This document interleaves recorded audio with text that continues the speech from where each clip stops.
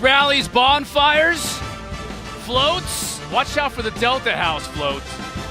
Could be trouble. All part of the festivities here in Tallahassee. Homecoming for Florida State fans. The UMass Minutemen are in town to take on the Florida State Seminoles. Welcome to ACC Network Football, presented by Subway. Noles have won 17 straight games on homecoming, looking to make it 18 straight today. Fans are in town getting ready for this game. They've enjoyed homecoming festivities. I'm sure there was a pie-eating contest out there, four-legged race, torch run, probably a cake toss, maybe some cake stands, maybe some cakes floating over the last couple of nights. UMass and Florida State getting set to go at it. Chris Cotter and Mark Kurtzlick. We won't go at it. We're pretty good friends. I think we are. Yep. Assuming we are. I tell you what, Florida State fans have had fun here over the weekend, homecoming festivities, but they've also had fun watching their Noles over the last couple of weeks, so they've won 2 straight. And one of the big reasons is because they're getting better quarterback play. Yeah, they're getting better quarterback play and more consistent quarterback play. This is an offense that starts to feel like you can count on them to put some drives together, and Jordan Travis has been the key. Jordan Travis has worked really hard on his accuracy and his footwork. And take a look. This is from a couple weeks ago against Syracuse. You see Keyshawn Helton in the top of this bunch. They're going to run a little fake smoke screen to Keyshawn Helton. And watch the placement of this football. Jordan Travis has a tight window to throw this ball into in between the 2 high safeties. He puts it high and right where he needs to put it. Great accuracy. Now look at his footwork. This is a good change. His toe has pointed towards where he wants to throw it, allowing his hips to get through and get the proper amount of air and power behind the ball. And then he hits Ontario Wilson perfectly in stride for this touchdown. So when we know that Jordan Travis can run the football, but he has started to pass the ball better. And last week at 85% completion versus UNC was his best passing performance of the year. And they're having so much success running the football. It's opening things up through the air. One of the great traditions here in Tallahassee, Osceola and Renegade. As we get set and ready for the spear planting at midfield. I remember coming down here and playing, Chris, and doesn't matter what team you're on. You love watching Osceola get out there and throw that spear. It got you fired up as a visiting player. It got me fired up. Sure did. And here comes the flaming spear throw. Which in a sense is kind of like counterproductive, isn't it? If it fires up the opposing players? Well, you know what? Let it be. It's that same Florida State aura, right? You just get here, you get the chop, you get the spear throw. That's what makes this place special. And the fans, as we mentioned here in the open, have had a lot more to cheer about over the last really 2.5 games. And, I mentioned the 2.5 games, but they had lost 4 straight for the first time since the 70s to open the season, Mark. It was not a good start. Now they're just trying to piece things together and put in a successful season. With more on that, let's send it down to Jalen Johnson down in the field. Thanks, Chris. The mindset of this Florida State team has totally changed over the past couple of weeks. We talked to Keir Thomas earlier this week, and he said after the Jacksonville State loss, they got together and said, let's win out. Let's have that be our goal. And then he said, of course, well, that didn't work for us. So he said, we need to be focused on one game at a time, 1 week at a time. And Coach Norvell said that works better for them. When they're looking too far ahead, it doesn't help them at all. And so that 1-0 mindset is what they use to string together some wins and hopefully get another one today for them, guys. Yeah, thanks, Jalen. Just incremental improvement from Mike Norvell. Get better every single week, and today's another opportunity at a conference taking on UMass. You get the W this weekend. You've won 3 in a row before the conference schedule really ramps up, and you got to travel to take on a Clemson team next week. And the second part of this conference schedule for the Noles gets a lot more difficult, but still everything to play for this team as we get set to go. CJ Kaloji is going to put toe to leather. We're underway here in Tallahassee. Travis Jay is going to take it out of the end zone. Sidesteps a tackler, still on his feet, gets out to the 25-yard line. That's where the Noles will start play today. Hopefully, may have had a fumble on the play. UMass players think he did. Waiting for the official call. I haven't seen anything from the officials yet. It looks like they're just going to mark it down unless they change their mind after a brief discussion. They're going to talk about it because Travis Jay was in a pile. The ball did squirt out. The question is whether he was down or not, obviously, but. Ruling on the field is a runner down. First down, Florida State. Ruling on the field is that Jay was down. Let's take another look at this. This would be a great start for UMass if they could get this overturned. And you see Travis Jay, I mean, he wants to run this one all the way back. I mean, that's his mindset all the time. And that ball is out. you see the defender, number 22, you see Johnson, look at his right arm. Watch him rip this football. That ball is out and in Johnson's hands before Travis Jay goes down. It should be reviewed and overturned. There it goes. Now we finally get it buzzed down. The previous play is under further review. Now they're going to review the play, and there you see his teammates talking to Travis Jay, and he's disappointed because, Mark, I think to your point, he knows that ball was out before he was down. Yeah, he did. He was holding his breath. He was like, man, let's get this ball snapped so we don't have to look at this. But I mean, what a fantastic play, right? Play one, UMass, heavy underdogs. You go down, it's apparent. Travis Jay caught that ball in the end zone. There was no thought of taking a touchback. It was, I'm going to return this because I think we're facing an inferior opponent. Well, they get out there, and great job stripping that football.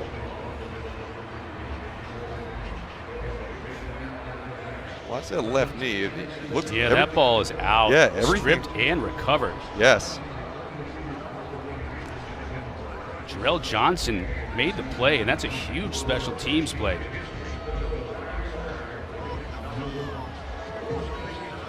So, and talking to head coach Walt Bell for UMass, that's what he basically said. Look, in order for us to compete in this game, we need to have all three phases working together. No better way than creating a short field for your offense with a great turnover on the kickoff, opening play of the game.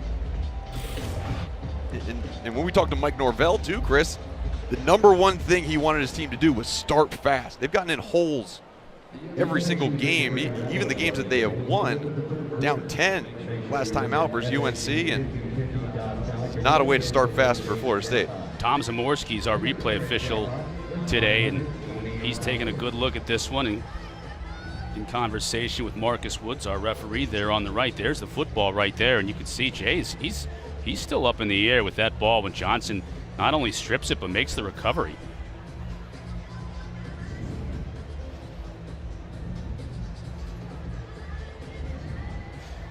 If you had to make a formula for springing the big upset on the road, I think winning the turnover battle would probably be right at the top of the list, wouldn't it? That would be number one. Big plays, turnover battle. After further review, the runner was not down, and the ball was recovered by UMass at the 26-yard line. It'll be 1st and 10, UMass. So we won't see Jordan Travis. We'll see Brady Olson in the Minutemen offense with the football on the 27-yard line. Yeah, how about that? Man, yeah, what a big play. And all year long, it's been how does Florida State's defense, or how does their offense respond to big plays that go against them? This is an opportunity for them right here, but also an opportunity for Brady Olson, the true freshman at quarterback, to get his team in the end zone.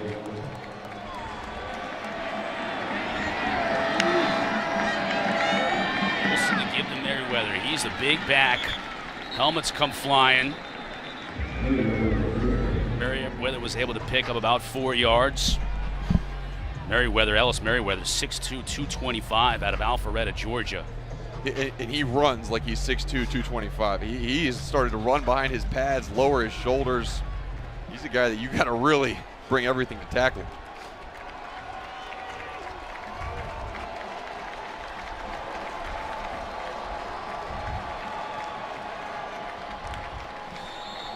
Flag down as Olson was looking to throw out of the gun, and mistake here by UMass and moving back 5 yards. Snap infraction. Offense, number 68. 5-yard penalty. 2nd down. Albert Fagundes, forget about it on the infraction there. And that's what you obviously don't want. You don't want the penalties.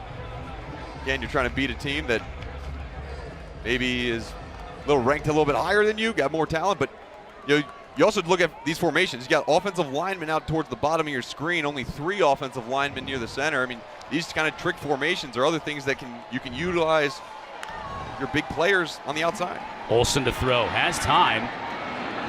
Airmails this one over the bench. Olson, who has been the starter since game 2, the original starter at the start of the season, Tyler Lytle, had a wrist injury. They really got it, they had that diagnosed after the first game. So Olson, freshman, it's yours, son. Yeah, it's your team. He came in for that Boston College game and played pretty well, honestly, and just kept earning the right to be out there. Against Toledo is probably his worst performance, and trying to bounce back in this game. 3rd and 12, big down. Homecoming crowd here at Doak Campbell, getting their defense fired up. Noles bring 5. It's picked up initially, now over the top, and it's overthrown.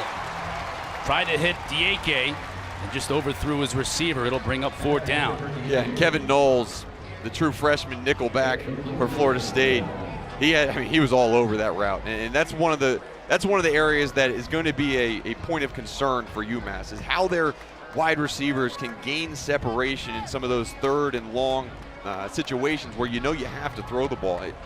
If it was up to UMass, they would be running that midline dive, that inside run play, 1st, 2nd, 3rd down if they can. Cameron Carson in now to attempt the 45-yard kick. Has the leg, and he nails it. That's a season long for Carson. So UMass takes the turnover on the opening kickoff. They go 3 and out, but they put 3 on the board. Minutemen on top early. ACC Network College Football is presented by the Eat Fresh Refresh at Subway and in part by the Peloton Tread. Run faster and get stronger like never before. Homecoming here in Tallahassee, all the festivities, pep rally over the weekend. Had Group Love concert as well. Mary, our camera woman, was telling us about that. Plays lacrosse here at Florida State. Glad to have her on board. Travis Jay, this time instead of taking the ball out, he takes a knee, and Florida State now will get a chance to see this offense. And Jordan Travis from their own 25. Yeah, Jordan Travis, man, he's really solidified himself as the starter here. Came into this season not knowing, okay, are we going to have Mackenzie Milton, the transfer from UCF, one of the great comeback stories of college football ever, as our quarterback, or is it going to be Jordan Travis? And for a while, there was a little bit of a back and forth, and Travis was injured. But the last 3 games, it's been clear that Jordan Travis has taken over, and it hasn't been just the legs, as we mentioned in the open. He is throwing the ball really well as well.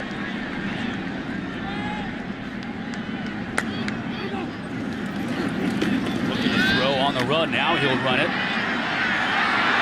into the 2nd level to midfield.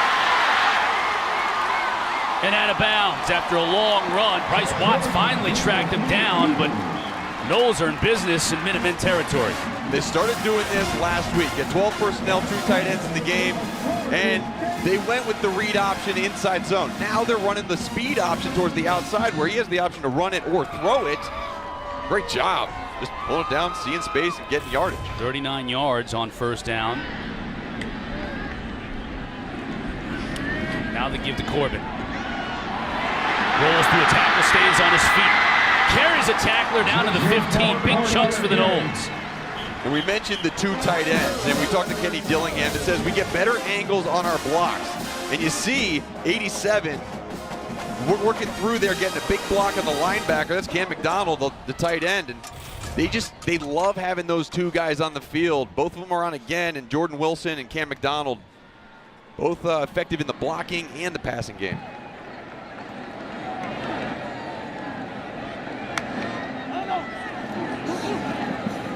Corbin met in the backfield right away. Actually, it was a fake, and Travis kept it, but he also was dropped. Avian Pia was the one who dropped Travis, so fake. He faked it to the tailback, but it didn't help him. No, it didn't help him.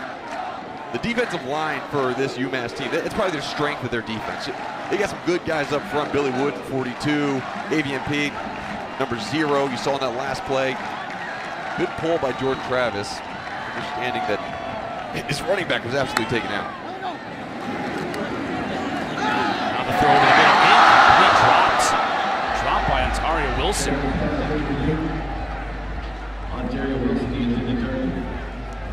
This is an example of the play action pass. See the eyes up the whole time. It's a good throw. I mean, that's a great throw. It's got to be caught. Ontario Wilson would love to have that one back, but either way, it's going to set up 3rd and long now. And after that, big run by Jordan Travis, this is a must make it, or else you're going to have to settle for a field goal.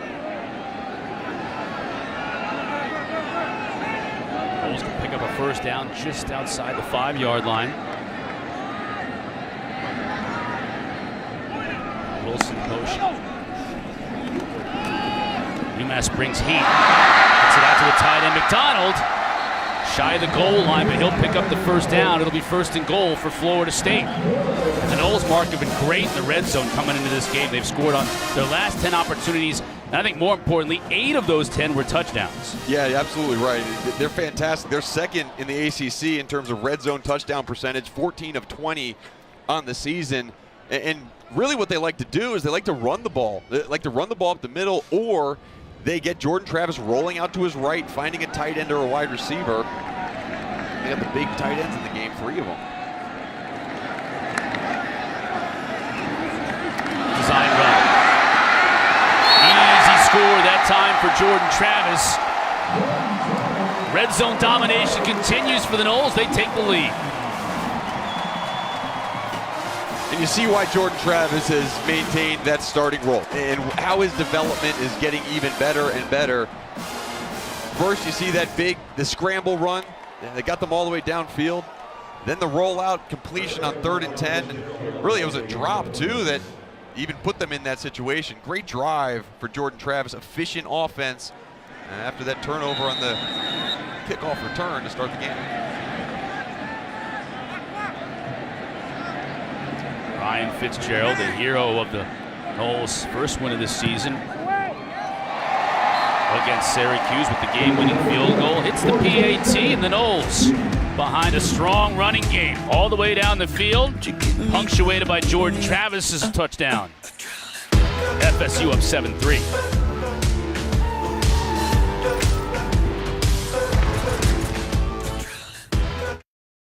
Florida State season, as we've just gone past the midpoint, beginning of the year, not good. In fact, you could argue that Jack State loss on the last play of the game was the low point for this Noles program in some time, but they bounced back. Got the game winner against Syracuse here at home a few weeks back, and then really, Mark, I thought it was surprising that they went up to North Carolina and got the win on the road against the Tar Heels. Yeah, they were big underdogs versus the Tar Heels, but they went in that game. They were down 10 points early in that game, and then it was the defense. The defense had a couple of big stops, and then offensively, Jordan Travis, Jayshon Corbin, and Trayshawn Ward, they basically took over the game. It was a run-heavy performance, only 13 passes the whole game for Florida State. They just ran all over UNC.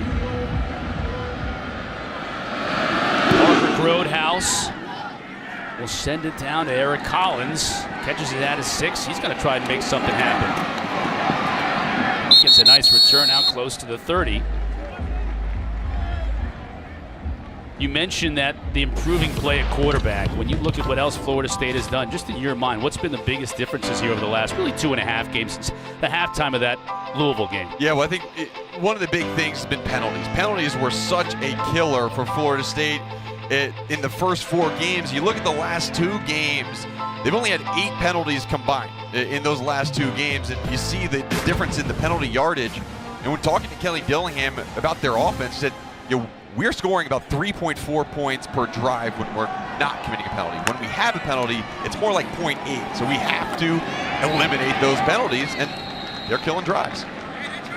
Olsen with a nice run of 7 yards on first down. They also didn't turn the ball over against North Carolina. First time all year they didn't do that. And of course here in the opener they turned the ball over, or here in this game, turned it over on the opening kickoff, which led to the 3 points put on the board by the Minutemen. Another interesting formation by the Minutemen. Offensive lineman down towards the bottom of your screen at the lead of that bunch. That signifies an opportunity to just throw it out to the wide receiver, get a O lineman blocking a DB. Olsen will look to throw. Over to Merriweather over the middle. Nice completion near midfield. They'll move the sticks. So Florida State opting not to put a lot of pressure on Olsen here early. Yeah, and it's almost impossible to put a lot of pressure on Olsen when you have these funky formations. And what they're doing offensively, they're saying, look, we understand that we can't just run the ball. We can't line up and play regular offense against you, especially this defensive front with Keir Thomas, Robert Cooper, Fabian Lovett, Jermaine Johnson. So we're going to get you guys out in space.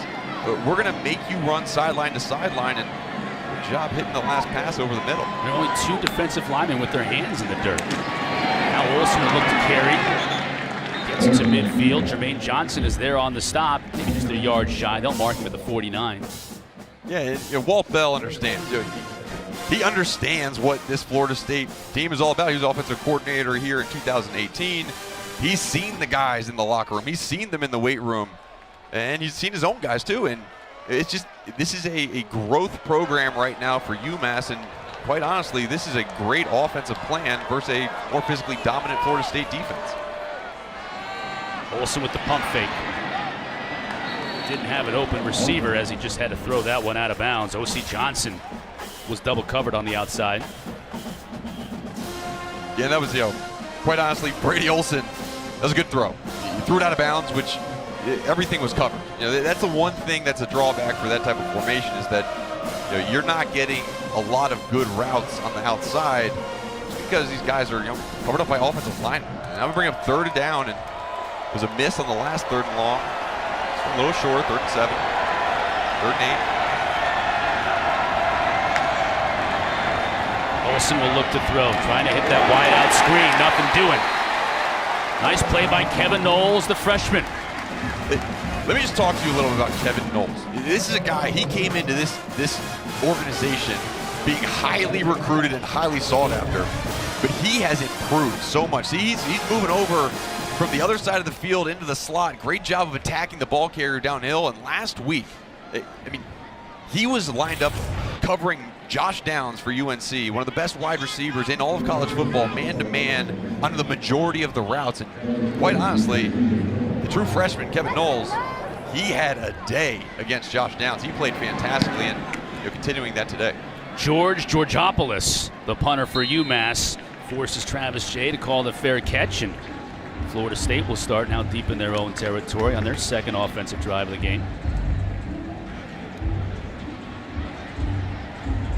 Well, Jordan Travis being a multi-purpose quarterback.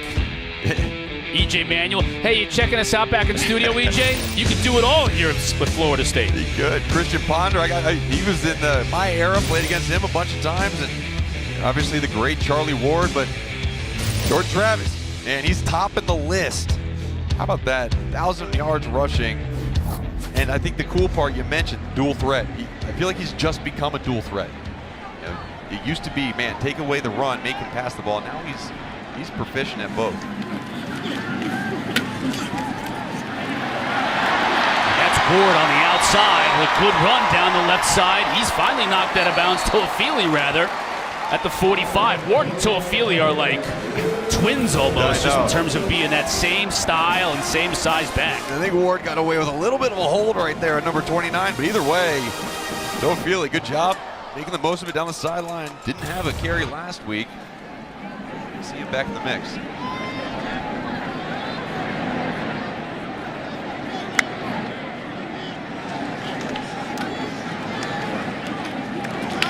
And the carry up the middle. That's Ward this time. Finds the yardage a little bit tougher to come by. Just lucky to get back to the line of scrimmage. You're going to see a lot of these 2 running back, even 3 running back sets. They feel like the running back group in the running back room is probably the best group of guys they have on this team in terms of talent-wise. So you're going to see Trayshawn Ward, Toafili, Corbin, DJ Williams. You're going to see all these guys contribute in this game. Now they split Toafili out.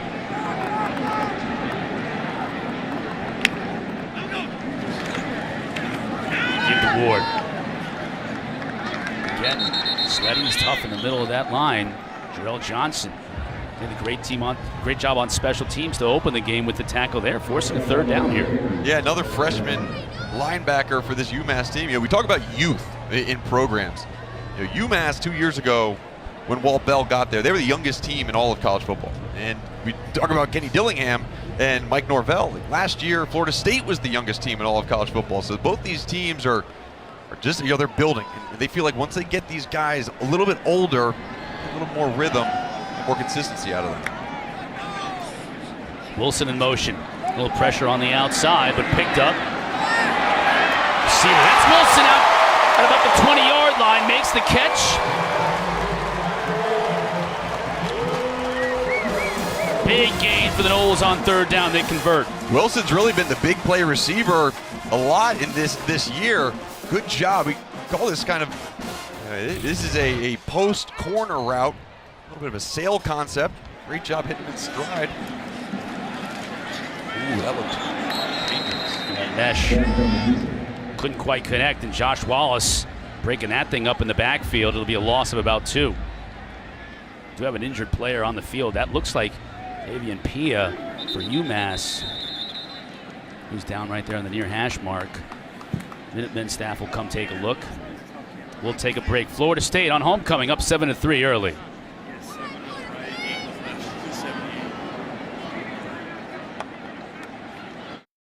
All fans tailgating, playing a little cornhole. What was your advice when you saw that?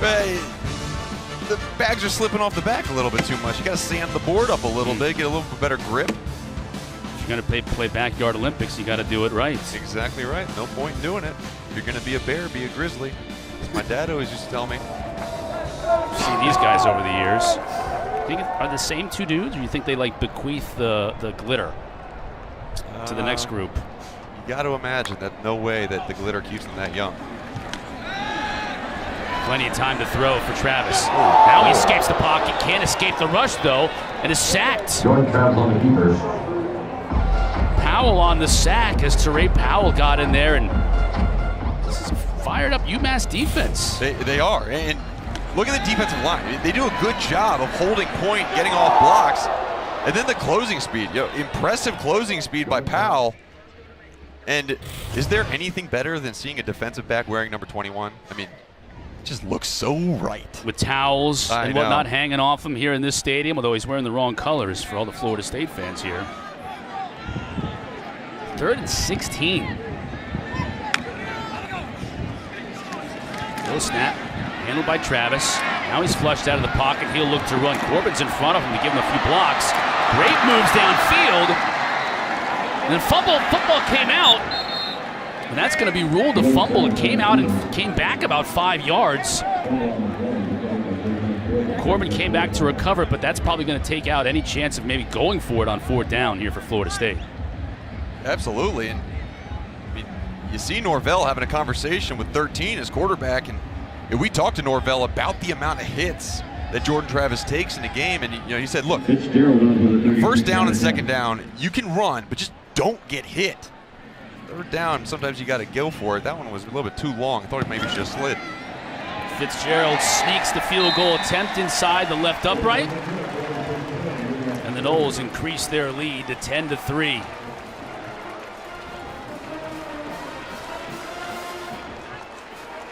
Big day of football here on the ACC Network.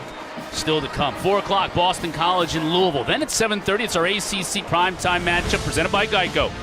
Georgia Tech and Virginia. Of course, all those games are not only on the ACC Network, but live on the ESPN app as well. Get a chance to see some of the top quarterbacks in the league. Guys that can put up some numbers. I would expect a lot of fireworks in both of those games later on today on the ACC Network. I would agree with that for sure. Look at these guys. I mean, talk about Brennan Armstrong. I mean, what a year he has had. Just absolutely dominating the game through the air. And again, he was more of a running quarterback last year, and he could throw the ball proficiently, but now he is a master at throwing the football. That lefty release, a little bit different than Malik Cunningham. I mean, he is special. And when he is on fire, he is on fire. Looks remarkably similar to Lamar Jackson when he has everything clicking. Here Roberts from his 4. Corrals it. Gets it out to about the 27. Good return for the Minutemen.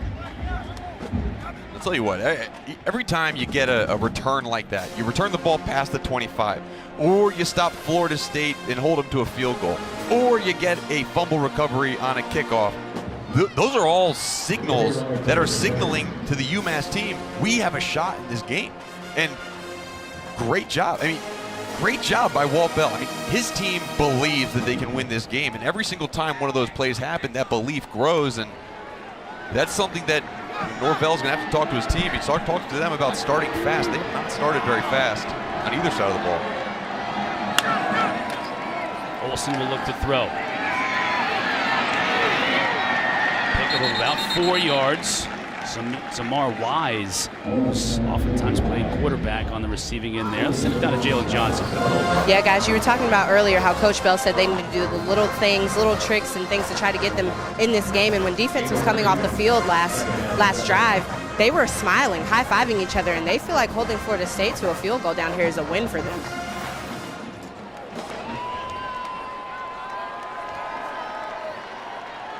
Picked up a first down on their last offensive possession, got it to midfield. Now second down here, a little razzle-dazzle on the reverse. Florida State stayed home, though. Wise was only able to get a couple on that one. And back to what Jalen was talking about, it was a win for the UMass defense. And now, I mean, the only problem is you got to get some production on offense. You had the one completion over the middle to your running back, Ellis Merriweather, and quite honestly, with the size and power that Merriweather has, I'm surprised they haven't done more runs up the middle with him. Now he's going to line up all the way split out to the bottom of the screen, and Florida State looks like they're lining up for pressure with 33 Amari Gaynor close to the line of scrimmage. Now he backs out and they bring just 4. Nice pitch and catch, though, over the middle for the first down.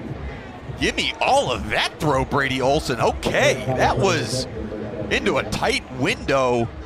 There was zone coverage by the linebackers and then kind of man-to-man on the outside. Good angle route by his wide receiver, Eric Collins, the NC State transfer, but a perfectly thrown ball by Brady Olson. That's the type of stuff that he can do, and he has shown it before, just not consistently yet. And another one of those formations. You only got 3 offensive linemen where the ball is. How tight these guys are at the top. 3 of them almost locking arms. Those guys are all on the line of scrimmage, so only one can go out. Pump fake, has a receiver open and just missed him. Eric Collins was the receiver, and Akeem Dent was closing in fast. That was a pretty tight window, though, but he did have him open. Yeah, Akeem Dent was not closing fast enough, because if that ball was on the money, Eric Collins was catching that for another first down. And Eric Collins knows it. He knows it. He got up shaking his head, but some of these plays that are going Florida State's way with the drops, but those hit, could be exposing something with this Florida State defense. Now Brady Olson going to the bench, and Zamar Wise, who's carried the ball a couple of times, lining up in the gun. Yeah, he's there. He's their run threat quarterback. Adds another dimension to this offense. Keeps it. Tries to get to the edge and does. Lowers his shoulder, gets the first down. He's close to it. I think he's going to have it. Yeah, Zamar Wise, another true freshman out of Newark, New Jersey. He's got the speed. He's thrown a couple balls this season. Last game, he is 1 for 1. He's 100% completion rate. 1 for 1, 3 for 3 before that, but he is the threat on the ground. He had 64 yards rushing and a touchdown last week with 11 carries. Now Olson will come back in for the first down, regular offense passing attack. Merriweather flanking him in the backfield.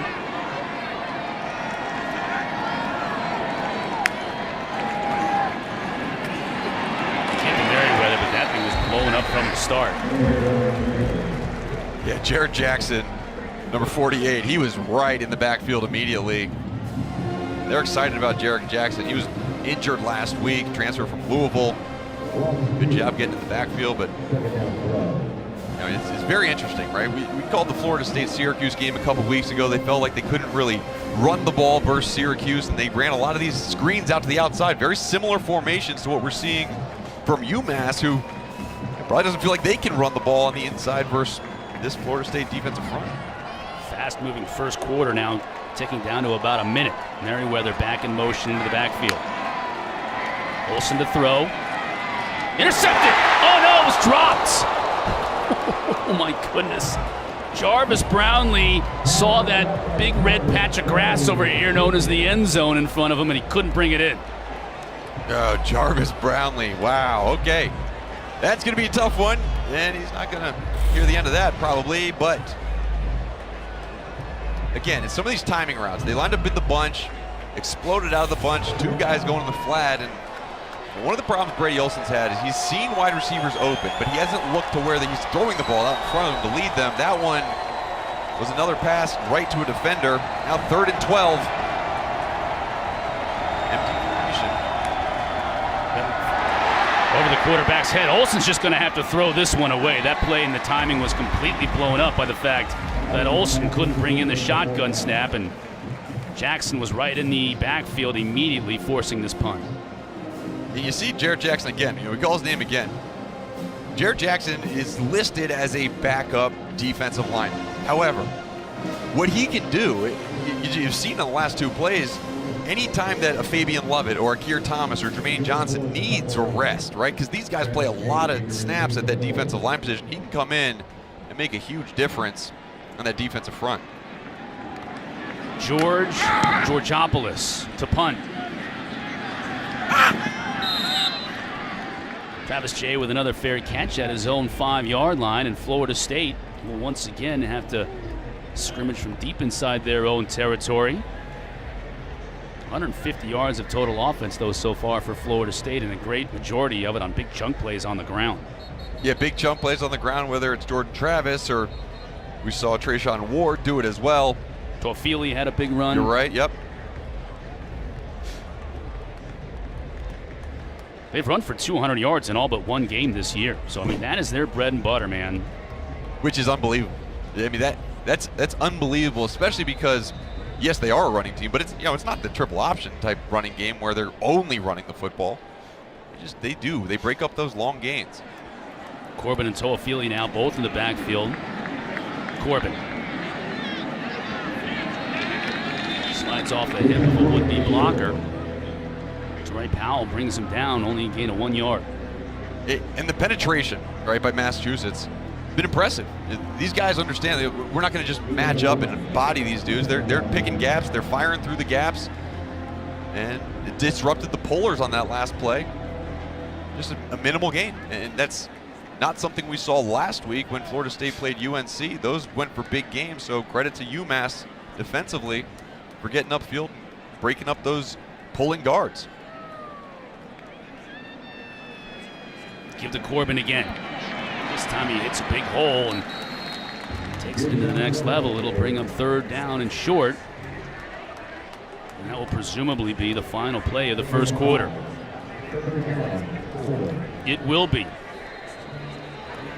So the Minutemen cashed in on a Florida State turnover on the opening kickoff and put 3 on the board. Since then, it's been all FSU. Up 10-3 here after 1 in Tallahassee.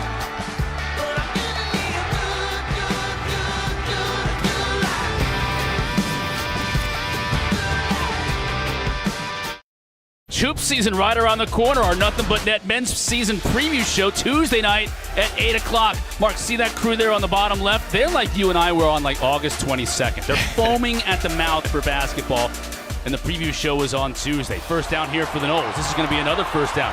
Big pickup by Malik McLean. A freshman on his horse all the way down inside Minutemen territory. Another one of those true freshmen for this Florida State team, making a big difference. Good job coming across the field. They love getting him close to the line of scrimmage because with his size at 6'4", 200 pounds, he can block in line. He can block a DN, or he can come across. Great job with the catch and run and placement of the football by Jordan Travis. And they love the possibility of Malik McLean going forward at that receiver position.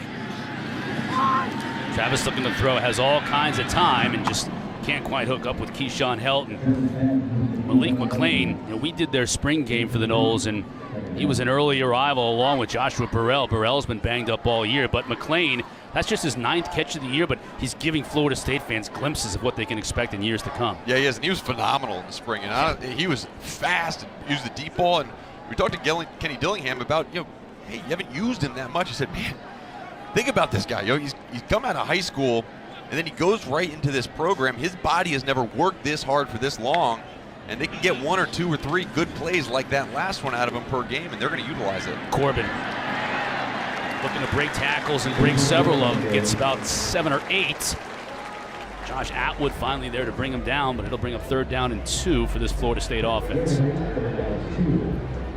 Corbin banged up a little bit in that Carolina game. They've used the off week to heal some bumps and bruises, but maybe not quite 100%. So we've already seen it a lot, Mark, to your point. We've seen Ward and we've seen Toafili. Don't be surprised to see DJ Williams maybe carry the ball a bit today for Florida State. Yeah, absolutely. And they feel comfortable with really any one of those backs. A little bit different style with Trayshawn Ward and Toafili, but DJ Williams is similar to Jayshawn Corbin in terms of downhill. Corbin, there's some downhill run for you. Inside the 15, inside the 10, he'll score.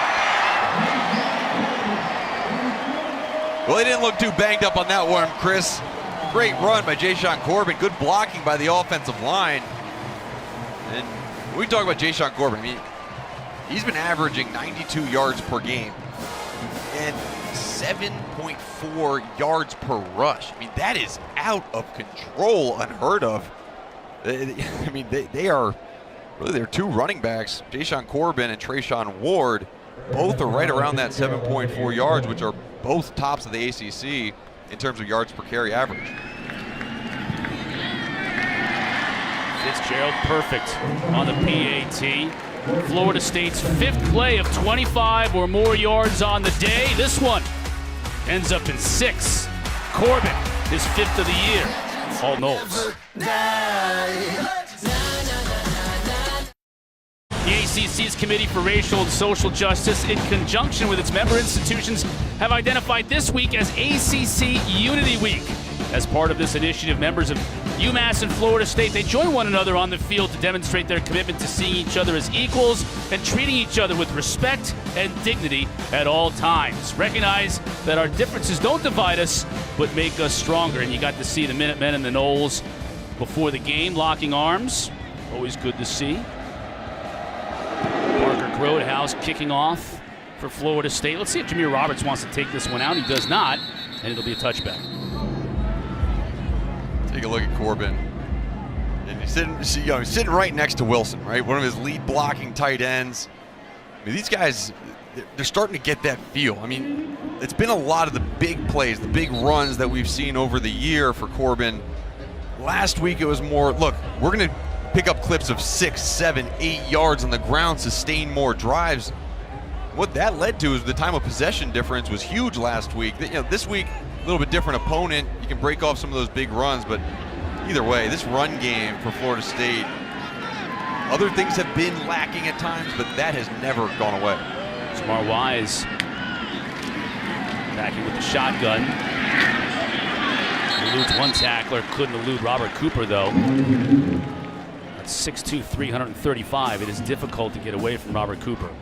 He covers like half the field just by standing there. And Robert Cooper, he's a guy who's in because Dennis Briggs, who was a starter, got hurt a couple weeks ago versus Louisville, and Cooper just steps right in. He's a veteran. He's been here for a while. He understands it. He was a man against UNC, driving them back. Again, this defensive line, they are working well. Bringing pressure here on the edge. Olsen gets it off, and it's going to be a big play. That's going to be a big play. Merriweather into Florida State territory, driven out of bounds at the 42. Florida State came with the pressure, and Olsen made him pay. Well, how do you neutralize a good defensive line and a team that brings pressure? Throw the screen pass to your running back. Good job by the offensive lineman getting out in front, leading the way. And that's a fantastic call by Walt Bell, understanding, look, we're starting to get our momentum taken away from us. We're not being successful in our inside run plays. We can't throw the ball downfield very well. Let's throw a screen pass out there. Great job. Connection from Olsen to Merriweather. Joe Horn and Ethan Moninger, the two offensive linemen, showing wheels out in front. Olsen with the fake. Now has a receiver out in the flat. Nice tackle, though, coming up to make the stop on O.C. Johnson. That was Jarvis Brownlee.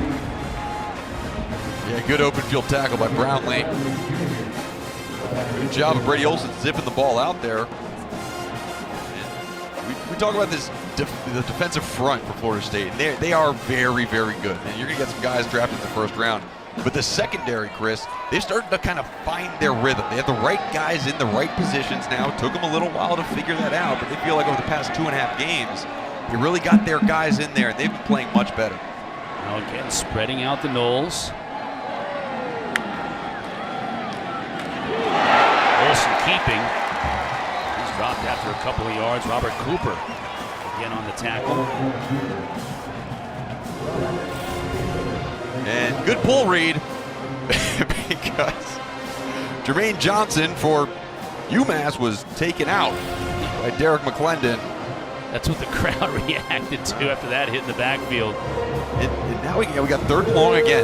And the last time we had 3rd and long, we saw an almost interception by Jarvis Brownlee. Gonna have to push the ball downfield a little bit. Look for the one-on-one matchup towards the top of the screen. Knowles bring 5. Picked up though. Flag down on the play as the completion is made. Kevin Knowles was out covering on the play, and Johnson made the catch. Personal foul, roughing the passer, defense, number 33. Wow. 15-yard penalty added to the end of the play. 1st down. Originally not enough yardage for the 1st down, but that personal foul from Amari Gaynor will give the Minutemen a fresh set of downs. Yeah, Amari Gaynor coming in from the inside. You see him get that right hand up in the helmet of the quarterback. That's, it is what it is, right? You can't hit the quarterback in the head with forcible contact with any part of your body. And that can be, roughing the passer. It wasn't enough, obviously, for a targeting or anything, but Chris, 15 years ago, that was not roughing the passer. Now it is. You got to play by the rules. And now UMass just on the outskirts of the 20. End around. That's got a big play opportunity in front of it. Upended at the 4-yard line, Melvin Hill. Brownlee saved the touchdown, but UMass is now 1st and goal at the 4. You want to neutralize a defense that's aggressive. Make them run east and west, sideline to sideline, rather than north and south. Good job on the double reverse. Again, you're picking up big clips of yardage, and you're right down there. This is a must-score touchdown situation for UMass in this game. Olsen looking to throw. Pressure. Ooh, that's a dangerous pass. Had 1 receiver and 4 Seminoles in the area. Keir Thomas was applying the pressure. Olsen's testing out his throwing arm. Shoulder maybe is bothering him, but yeah, that's not a throw you want to make. Walt Bell will have that conversation in the film room. Just throw that ball away. Just 1st down. You got a couple more to get it, so here we go again.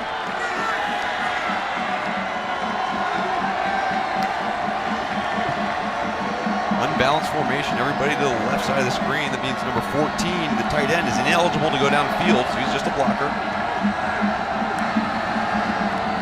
Olsen rolls the pocket into the end zone. That one's going to be picked.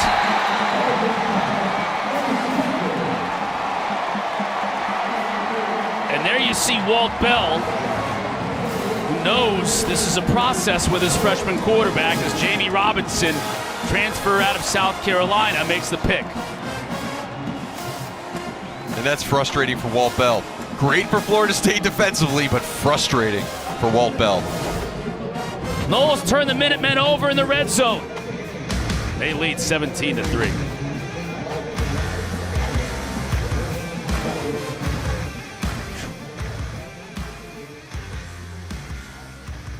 Travis and the Noles got a road win in Chapel Hill, and as is the custom here for the Florida State Seminoles, cutting a piece of the turf from Kenan Stadium and bringing it back to plant in the Sod Cemetery. Big road wins. They cut some turf and planted out there, and I guess you could call it a viewing of the sod today until I think 3:30 is the time you can go and check it out here in Tallahassee. Sod casket, and that's artificial turf, so that'll be there if they ever feel like digging it up years down the road and check out that little bit of blade of grass. It'll be there.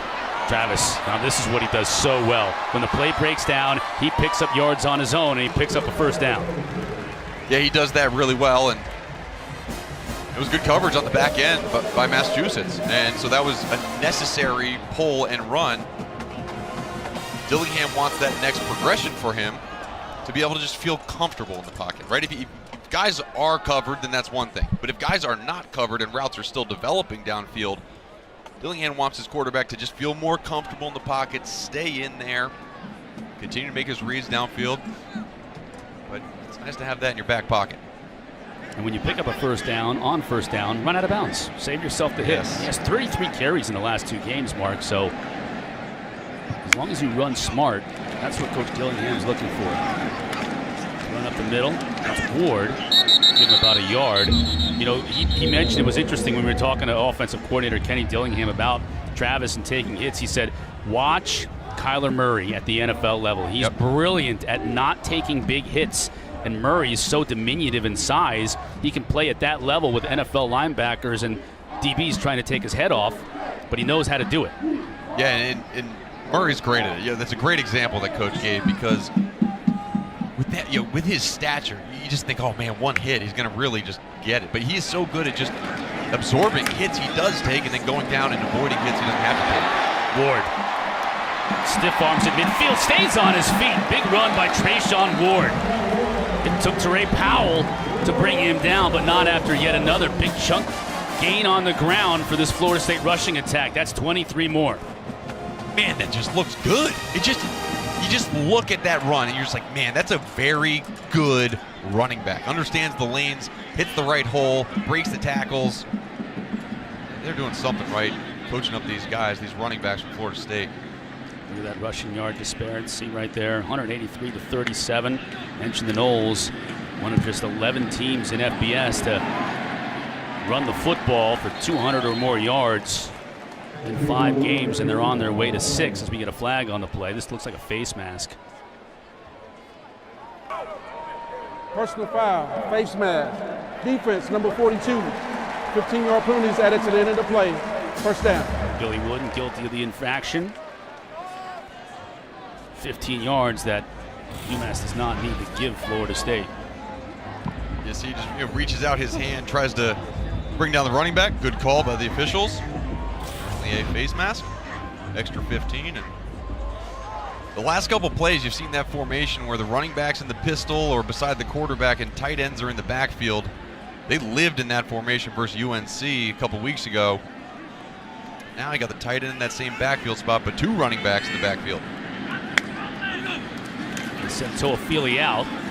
Travis will look to throw. Now he pump fakes. Oh, a little shovel pass to Cameron McDonald. McDonald made a nice catch and took a pop. Yeah, he kind of gave a pop too, Chris. Yeah. This was a throw, again, you just start to see, okay, oh no, his head's turned, there's a defender right there, but that's a big number, 87. And he delivered the hit on that one. He did deliver it. That's Toafili. Just trying to put his head down and gain what he can. It'll bring up a 3rd and 2. And a lot of credit to that UMass front, defensive front, for they're just making some of these runs harder to gain. But we talk about the offensive line, too, for Florida State. This is an offensive line that they've had, coming into this game, 5 different combinations of offensive line. It felt like they were starting to get guys back, but today, Devontae Love-Taylor and Dylan Gibbons, their 2 guards, are both out of this game, so they have backups in those spots. Might be contributing to some of the miscommunication on who to block or some of the penetration that UMass is getting. Those 2 tight ends, as you've mentioned already, with Trayshawn Ward. Give to Ward. He scoots through there and he'll score.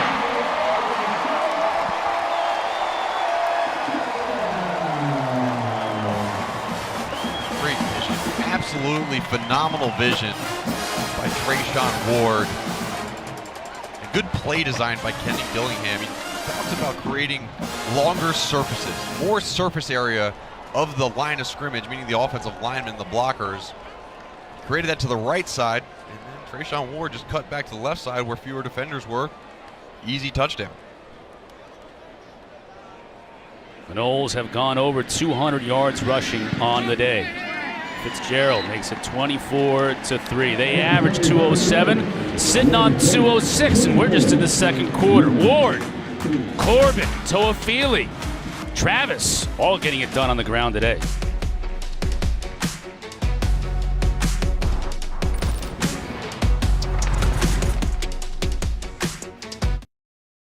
You're watching ACC Network Football presented by Subway, Florida State's ground game.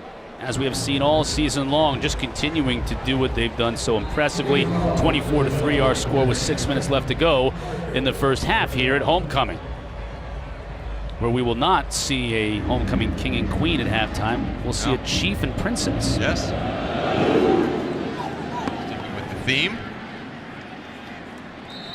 Roberts allows it to go over his head. You know, speaking of themes, we talked to Walt Bell, the head coach at UMass, and he says, look, I'm building this program from scratch. I have to go far and wide to get my players. How about his center, Dalton Tomlinson, whose nickname is Bubba on this team, and Johnny Hazard, his offensive lineman, told us about that. I wanted to see where he was from, so I looked up Beaver, Ohio. Here is Beaver, Ohio. Population 495. And when I went on Google Maps to look up Beaver, Ohio, the picture that they showed me was a field. Just a field in the middle of nowhere. So I said, okay, well, let me see where Johnny Hazard is from, the right tackle. As we look at first down here, Merriweather tries to stretch it, and he gets strung out. That Florida State defense there to bring him down after a loss of a couple of yards. So I looked up where Johnny Hazard was from. That's Mount Eula, North Carolina. Here's a picture of Mount Eula, North Carolina, about 3 times the population of Beaver, though. Yeah. So Hazard refers to Dalton Tomlinson as Bubba. Now Hazard, who was a very good basketball player, I thought so at North Carolina in high school, but he hails from NASCAR country. That area north of Charlotte, that's like, you know, moonshining and bootlegging back in the day, and that was really the beginning of where NASCAR got its start, the Kannapolis area and over toward Wilkesboro. So it's kind of cool to see these small towns where, you know, Walt Bell is having to go to build his team, at least to start out with. Here's Merriweather. Close to a first down. Now, he's from Alpharetta, Georgia. That's a suburb of Atlanta. So it's a little bit of a different story there. But again, UMass, North Carolina, Ohio, Georgia. And you know, that's a part of what he needs to do to build this program. We talked about him. We said, you know, how's the rebuild going? He said, this is more like just a regular build. You know, there never has been a UMass team in FBS that has been very good, quite honestly. And so he said, look, we're basically starting from scratch here, and they're getting some of these guys. And you know, the 2 you mentioned are 2 guys who really contribute from these small towns. Good job recruiting by Walt Bell. Third down, Knowles showing a little bit of pressure here. Merriweather met in the hole. He's going to be dropped short of the first down. That was Amari Gaynor right inside there, and he was joined by DJ Lundy. Good job by you see 46 just fire downhill. DJ Lundy. They really have 3 linebackers that rotate a lot in this game. DJ Lundy, Callan DeLoach, and Amari Gaynor. And each one is a little bit different. And DJ Lundy would be the guy to come downhill and take on a pulling guard, to stop a big running back. And you saw right there how effective he is at doing that. Georgopoulos, a low kick, but it's going to take a UMass bounce, that's for sure. Rolls out of bounds at about the 24. Knowles offense back on the field with 3:46 to work with, already up 24-3. Today's Aflac trivia question. When was the last time neither Florida State, sorry, I again jumped the gun on the duck. I keep doing that. When was the last time neither Florida State or Clemson played in the ACC championship game? We certainly could see that this year. Yeah. 2 teams other than those 2, but that's your question. I might have a little bit of an idea. You might have some insight on that. I'll let people think on it a little bit. Ooh, he's open. He's open. Receiver wide open. That's McClain. He just overshoots him. Good throw. Good throw by Jordan Travis. I think that was a good job. He put it out in front of the wide receiver, and Travis is slapping his chest because he thinks it was overthrown. But to me, you got to keep your head down. When you're on these go routes as a wide receiver, you keep your head down and haul until you see that ball thrown. And then when you locate the football and you see it out in front of you even more, you can put your head back down and increase that speed and peak up a little bit later. That's going to be, you know, again, true freshman wide receiver. But I feel like in the future, that's a catch he can make. Fake to Corbin. Quickly out here to Helton. Stays on his feet. Now gets a block downfield. Helton is so slippery. Jordan Mahoney brought him down, but 5'9", 175-pounder, the junior from Pensacola, hard to bring down in the open field. He had a big game versus UNC. He had 3 receptions for 71 yards, which was his season high. And Keyshawn Helton, number 6, he's the leader of that wide receiver room. And the coaches, Coach Dillingham said, you know, I want him to play well because he does everything right in preparation. So if people see him playing well on the field, then they'll follow behind that preparation. And that last game gave Helton a lot of confidence. That one rifled out. Couldn't quite bring it in as Helton was the intended receiver here. Let's answer our Aflac trivia question. And I kind of thought maybe 2008, that was a championship game I played in versus Virginia Tech. And it's kind of a dual matchup, 2007 and 2008, Boston College. There we go. First Virginia Tech. There it is. I'm sorry to put that score up, though. That's all right. It's the truth, right? You can't be mad at the truth. Just do better in the moment. I'm sure both of those programs right now would love to make an ACC championship game again. They've all got designs on it. Everything's wide open right now with Clemson coming back to the pack this year. Everybody feels like they've got a shot, so it's kind of a fun league to watch. These running backs are fun to watch if you're a Knowles fan. Corbin. Another first down. Billy Wooden on the stop, and they're moving the chains once again. Yeah, there you go. What's with the ball in your hands? What's going on this play? That was my second fumble recovery of the day. Trying to run that one back. Tyrod Taylor was right in front of me. Unfortunately, he did bring me down on that play, but... How many tubes of eye black were you wearing on that day? Oh, that was a full tube. Sometimes I would go half tubes. That was a full tube. Right. Touch it up at halftime. Corbin with a good run. 5 yards on first down. Josh Wallace there. You don't see too many guys in that neck roll gang anymore either. No, it's a shame. And quite honestly, I love the neck roll because it made me look bigger. Like, I'd walk off the bus with my neck roll on. Massive traps. Yeah, exactly.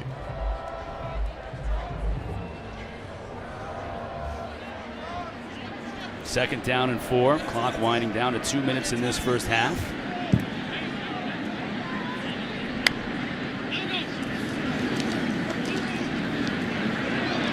Travis flushed out of the pocket, has a ton of room to run. That's what he's opting to do. And steps out of bounds.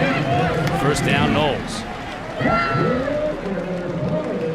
And a lot of times you get that scramble drill, what you call it when the quarterback kind of breaks contain in an undesigned quarterback scramble, and all the wide receivers are supposed to work towards the sideline he's traveling. A couple times in this game, it's been really everyone on the offense has been towards the left side, which we saw there, and it was an unbalanced formation, so no wide receivers over the right. Good job by Travis just picking up the yards he could. Whistles blow this one before we get started. Timeout by UMass. Timeout, UMass. Their first 30-second timeout. All right, coming up at the half, our auto owners halftime report. Take a look at Wake and Army. Army's always difficult to play. Yeah, they are. Wake Forest and Army. Syracuse and Virginia Tech. And then we'll preview Clemson and Pitt coming up tonight. That's a good test for Pitt. At home, because that defense is still gnarly. You know what I mean? Yep. So let's see if Pickett and company can have the success they've had all year long when they're playing really an elite defense at home. Yeah, and to me, the biggest test is going to be for Pitt's offensive line. I think that Pitt's offensive line has been the unsung hero of that team this entire year. They've been fantastic, giving clean pockets to Kenny Pickett. They're going against a Clemson defense that they're very good up front, so that'll be a good test. And you look at the FPI chance for the remaining schedule to win out. Clemson has the top percentage, even though I don't think they will beat Pitt. I just don't think they will. Williams. First time we've mentioned his name today, DJ Williams, the Auburn transfer. Florida kid coming back to his home state. He's a little bit more of a bigger back than the Ward and Toafili combo. And talk about Mike Norvell in this transfer portal. He's got brought in guys that have really affected this team. Jayshon Corbin from Texas A&M, DJ Williams, you mentioned from Auburn. Jordan Travis got there before his tenure, but he started at Louisville. I mean, they got a lot of guys making differences on this team that didn't start out here. Williams just trying to find a crease and does. Gets through there. Now he'll go to the pylon. And he'll get there. Patient running by DJ Williams. Hole finally opened up, and he hits pay dirt. What a run by DJ Williams. There was about, I mean, he was completely stopped a couple times just on his own accord, just waiting for the hole to open up. And watch the offensive linemen and tight ends. Great job by Jordan Wilson. Coming off his block, coming around from the other side of the field, working up to the linebacker, and That was the final block that sprung DJ free. Another big pickup on the ground for another 6 points. Really nice job by Malik McLean, too, the freshman. Learned how to block downfield, and he did just that, enabling DJ Williams to score his first touchdown as a member of the Florida State football team. Yeah, great touchdown. Really good job. Just good job by this offense understanding, look, we had a tough time running the ball early in this game, but we just stick with what we're doing. The runs will come. It's showing up on the scoreboard and the stat sheet too.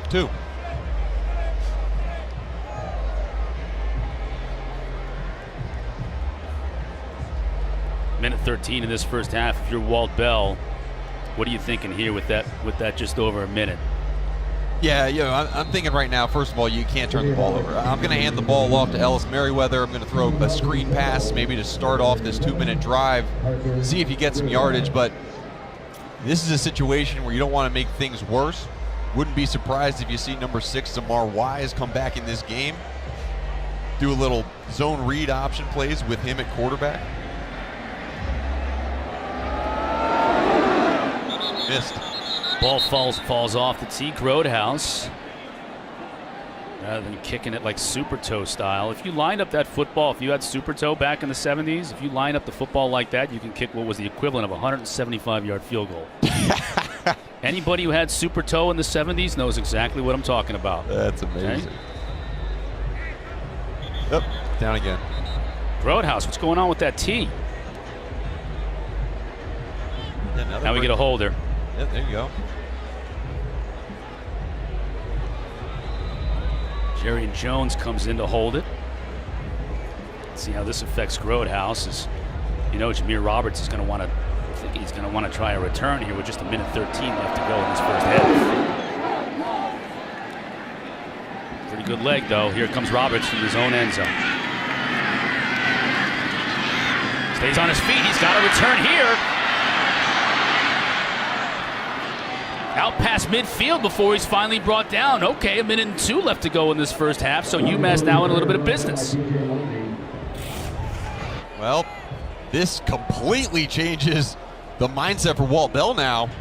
You got the ball around midfield. You pick up a couple first downs, you're in field goal range. Talk about the coverage units for Florida State. We talked to their special teams coordinator. They put all their starters on the kickoff team and on the punt team.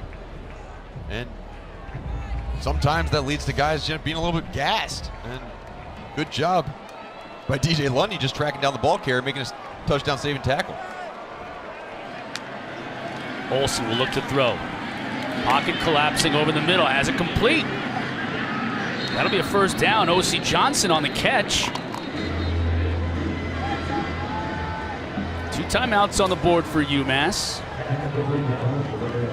Yeah, they got plenty of time with where they are. They don't want to give any clock where if they do score, Florida State would have a chance to get the ball back. Good delivery. Good delivery by Brady Olson. That last throw.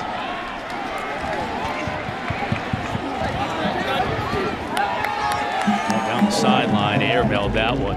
Trey Petway was the intended receiver, but no chance to complete that one. 37 seconds now with 2 timeouts for Brady Olson, freshman out of Bellingham, Mass. Coach Olson, or I should say Coach Bell, said this kid's going to be special in a couple of years. Just wasn't quite ready, and now he's the starting quarterback. Yeah, and they bring in Dieke, who's a 6'5" freshman wide receiver out of Georgia.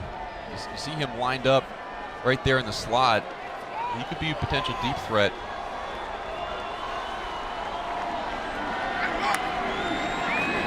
Olsen looking his way, now back to the left. That's intercepted, and that's Brownlee. Will he make up for the one he dropped in the first quarter? 1 man to beat for the score.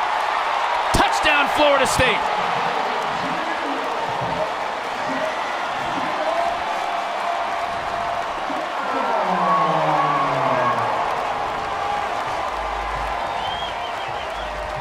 You want to get Seminole Nation fired up? Score a defensive touchdown.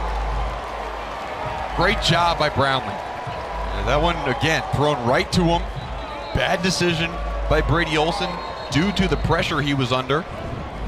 And Walt Bell, it's part of the process. It's a very difficult part of the process.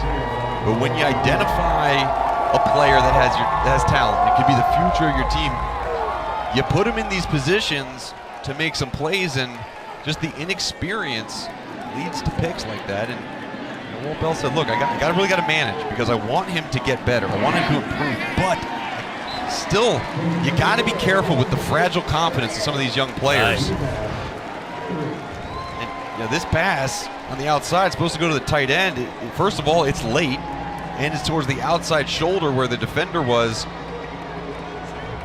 That was a panic throw. There's pressure in Brady Olson's face. The number 1 receiver was Dieke, who we highlighted before. He was on a little wheel route, but just took too long to get going. Fantastic job. And Johnson's talking to his quarterback, said, man, throw it to my inside shoulder, not my outside shoulder. Yeah, there's Olson. Tyler Lytle was, very experienced graduate student at the start of the year, the quarterback for UMass. He hurt his wrist in the first game, and Olson, look at the schedule. I mean, they're at Pitt, BC, at Coastal. Yeah. They played some tough games. Now at Florida State, trial by fire for Olson. And how about Jarvis Brownlee, too? He had a surefire pick 6 in the first quarter that he dropped. Yeah. He was looking at that end zone, making up for it on that one. 1 pick 6 is still sweet, but 2 pick 6s. Well, he knew he had to get retribution for that drop, and he got it. Roberts lets this one roll out of the back of the end zone. Brownlee's got to get right back out there, 25 seconds. I have a feeling that Walt Bell will now, from his 25 with 25 ticks on the clock, will just take a knee and go into the half. Yes. I agree with that assessment, Chris.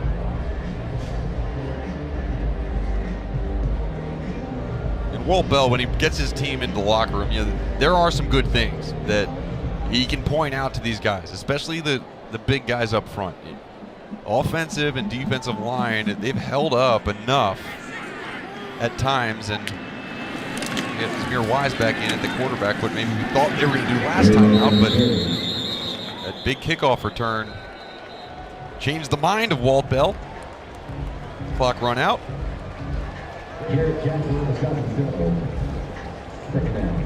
Florida State defense, they're feeling themselves. They're walking around with a little swagger right now. Knowles defense with the pick 6. Mike Norvell bringing his team over as we have reached halftime here in Tallahassee. Florida State, they've run for 262 yards in the first half. They're up 38-3. Auto Owners halftime report after these messages. Football presented by Subway, getting set for the second half kick here in Tallahassee. 38-3, all Seminoles over the UMass Minutemen on homecoming weekend here at FSU. Chris Cotter and Mark Hertzlich. And all right, so 38-3. What's Florida State doing here in the first half, and what do they need to continue to do in the second half as they get prepared for a big second half of the ACC slate, which starts at Clemson next week? Yeah, it's going to be a tough test against Clemson next week, and what they've been doing in this game, right? They've been sticking with the run. Their offensive line has started to get up to the linebackers to spurk some of the big plays. Clemson's very good at stopping the big plays, both run and pass.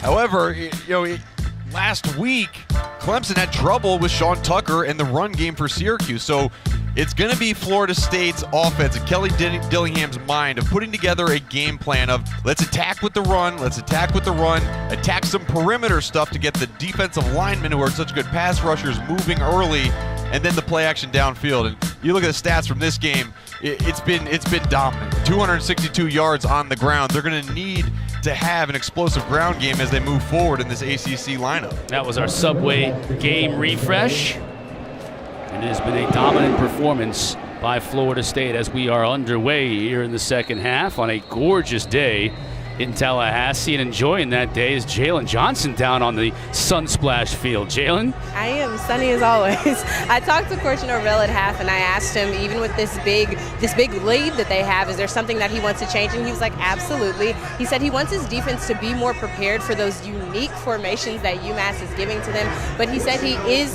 very proud of the way that Jordan Travis is running this offense. 3 different running backs have scored, and he's proud with what his team's doing right now. Yeah, thanks, Jalen, and that was appropriate. You mentioned that. That's really the way this team, this UMass team, has at least gotten some first downs today, is mixing things up, and they do it again here to start the second half with Zamar Wise at that quarterback spot. Merriweather with the handoff, not much running room, though. Yeah, they're running to that weak side of the unbalanced set, just trying to play a numbers game. But Akeem Dent, great job of coming up from that safety position, playing kind of that cover 4 safety where you're that extra piece in the run game where it's not an 8-man box, it's more of a 7.5-man box, utilizing Dent when they can.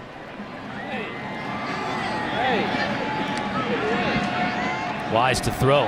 Pump fake, now comes back this way to the screen of Merriweather. Gets a block and gets free and picks up what'll be close to the first down. Let's see where they mark it. If it's outside the 25, and it is, first down. Yeah, this is how they've used Zamir Wise in the pass game. You know, we talked about he's 100% completion, right? But they've all been screen passes or those little short passes.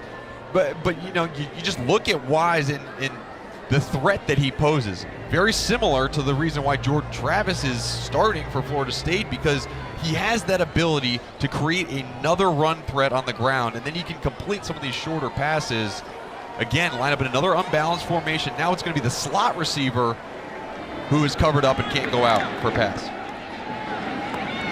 Merriweather on the carry. Not much room to run. Defensive front for Florida State. Coming up and making the tackle, Keir Thomas. Keir Thomas, it's so impressive. We got a chance to speak with him this week on the phone, and it's so interesting, you know, how he came to Florida State. I mean, he started his career at South Carolina. He always loved Florida State, and he basically said, look, out of high school, I always wanted to be a Seminole. And then I entered the transfer portal, and I was going to give it some time. I wasn't going to take any phone calls. But then Odell Haggins called, and when Odell Haggins calls, you got to pick up. He picked up, he loved it, and he came. Wise. So you're talking about the quarterback, but it could also be a wise decision by... Yeah, by Wise. Wise by Wise. And he picked up about 4 or 5, but he'll bring up third down and medium. I thought Keir Thomas, yeah, to your point, when Odell Haggins, when you're from Miami and you've always loved Florida State, and Odell Haggins calls, and you're a defensive lineman, you listen. Yeah, you do. And the amount of time that Odell Haggins has poured into this Florida State team and this defensive line, you see all the people he's put out into the NFL, and that was the deciding factor for Keir Thomas. Get after the quarterback on third down 4. Wise. Nowhere to go, and he's brought down. That's Lundy. First sack of the day for Florida State, and that was loud. Yeah, good job. Keir Thomas created that initial pressure, got pushed, and then Lundy with that secondary pressure, a little add-in stunt. You see 46 towards the right side of the offensive line. He's man-to-man on the running back. Since the running back stays in and blocks, he blitzes, picks up a sack. That's fantastic defense for Florida State, and Adam Fuller, the defensive coordinator, has got to be happy with that adjustment mid-play by Lundy. Georgopoulos, another low kick that'll take a UMass bounce inside the 10. Very effective, as it'll be down at the 5, and the Noles will take over from that spot. Defense doing its job, so is the offense. They'll get another opportunity when we come back. Of this second half, as we take a look at the race for the Atlantic. Every week our crew does something different, and it gets better and better. Look at that Demon Deacon. Look at that. Here's the Nole right here closest to us. Florida State mascot. Look at this. Dirt coming off the heels of that Deacon. Yeah. They've got a tough one. They're in a dogfight at a conference today against Army. Corbin. Hard run, physical run.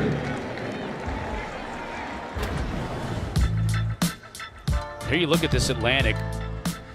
The preseason likelihood by FPI to win it versus today, and Clemson obviously the prohibitive favorite, as you would expect to start the year. Things haven't gone exactly as planned up there in Clemson, South Carolina, so Seems like NC State looking to take advantage. It's been a while. Corbin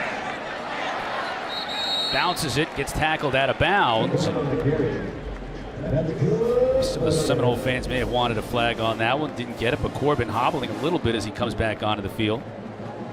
5th career 100-yard game for Corbin already. And at this point, he came into this game with a little bit of injury.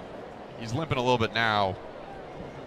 Again, great play. I don't want to see him the rest of the game. Unless he's 100% healthy, you got enough running backs in your stable where he's got to rest up, get ready for Clemson next week. At this point, obviously, game's not over, but I think they got a handle. And you've got Trayshawn Ward and Lawrence Toafili in there now. Travis to throw, has all kinds of time. Now he's flushed. As a receiver coming back for the ball, but he just threw that one out of play. That was Wilson that was coming back, but good job by Jordan Travis to just play for another down. Yeah, and he wanted Malik McClain towards the top of the screen, but really good coverage on that play by UMass defensively. Jordan Mahoney was on him. And one of the things about McClain is he's got the great size and the great speed, but if he gets contacted early in his route, it's tough for him to build back up to that speed. That's something that he'll work on, and Coach Steph will work on with him as he progresses. Give to Ward. Look at him just dance his way into the second level. Picks up 7 yards. That's a great 7-yard run. Such a good run. And it motivates the offensive line and the blockers when you know your running back is going to be patient and find the hole. And it allows the offensive line to be aggressive too. You see Washington on a knee. That's Darius Washington, the right tackle. Again, we talked about how thin they were on the offensive line, but you run like that, and now you allow, it's kind of like on a kickoff return, where you allow your offensive line to just block someone, and the running back will find his way off his bum. We'll check on Washington when we come back, and we'll be joined by a former Nole. There he is in studio. EJ is going to join us on the other side here. Florida State handily on top on homecoming. Look back in Tallahassee. By the way, Washington, the right tackle, walked off under his own power there before the break. But EJ Manuel joins us right now. EJ, we've been talking all day long about Florida State and how that 0-4 start, the loss to Jack State, had to be rock bottom. But what have you seen over the last couple of games that makes you think, hey, things are going in the right direction here?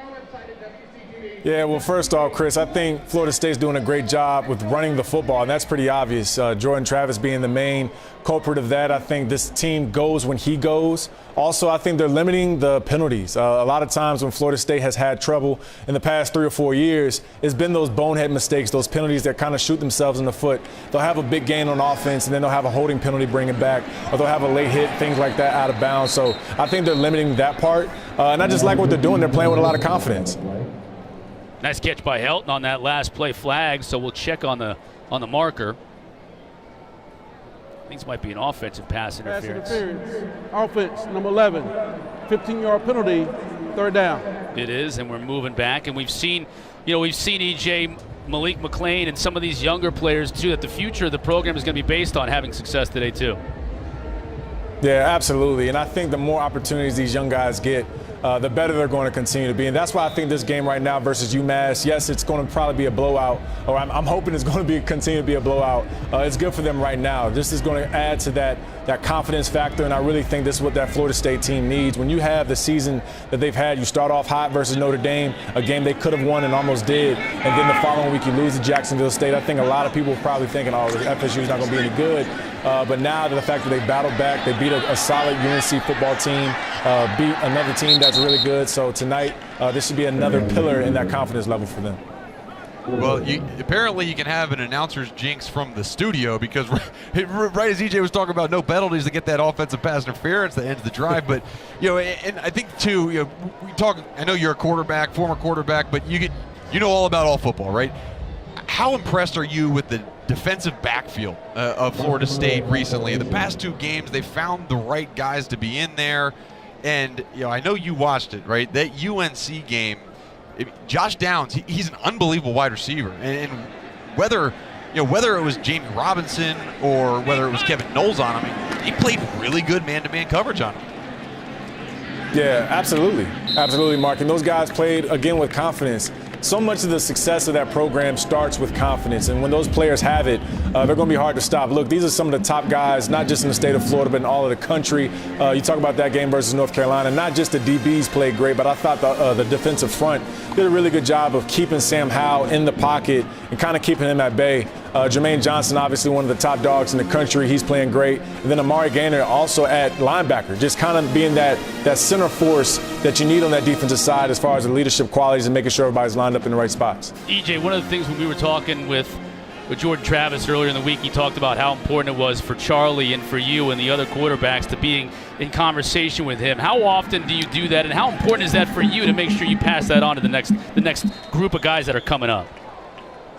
Yeah, Chris, I mean, it's extremely important. Those guys before me did it. Charlie will reach out, Chris Winkie will reach out, Danny Cannell, those types of guys. But when I get chances to talk to Jordan or whoever it is, Mackenzie Milton, I always want to give back and, be positive. I think so many times we can get caught up in, us being alum and wanting them to win all the time and saying the bad things. But when you get an opportunity to speak to them, man, I always want to build them up, make sure that I'm a resource to them, that I'm always available. Coach Dillingham knows that. Coach Norvell, they both know that. But the discussions I have had with Jordan Travis going back to the summer and even some during the weeks early in the season when things weren't going great, I could tell he just wants that success. And I just told him, hey, man, keep your foot on the gas, keep building, you're playing good football, and some of those times when the ball's not going your way, it's going to eventually start coming your way, and that's obviously happening right now. He's got a baseball cap on the sideline. If you're a quarterback and you have a baseball cap on, does that mean your day's done?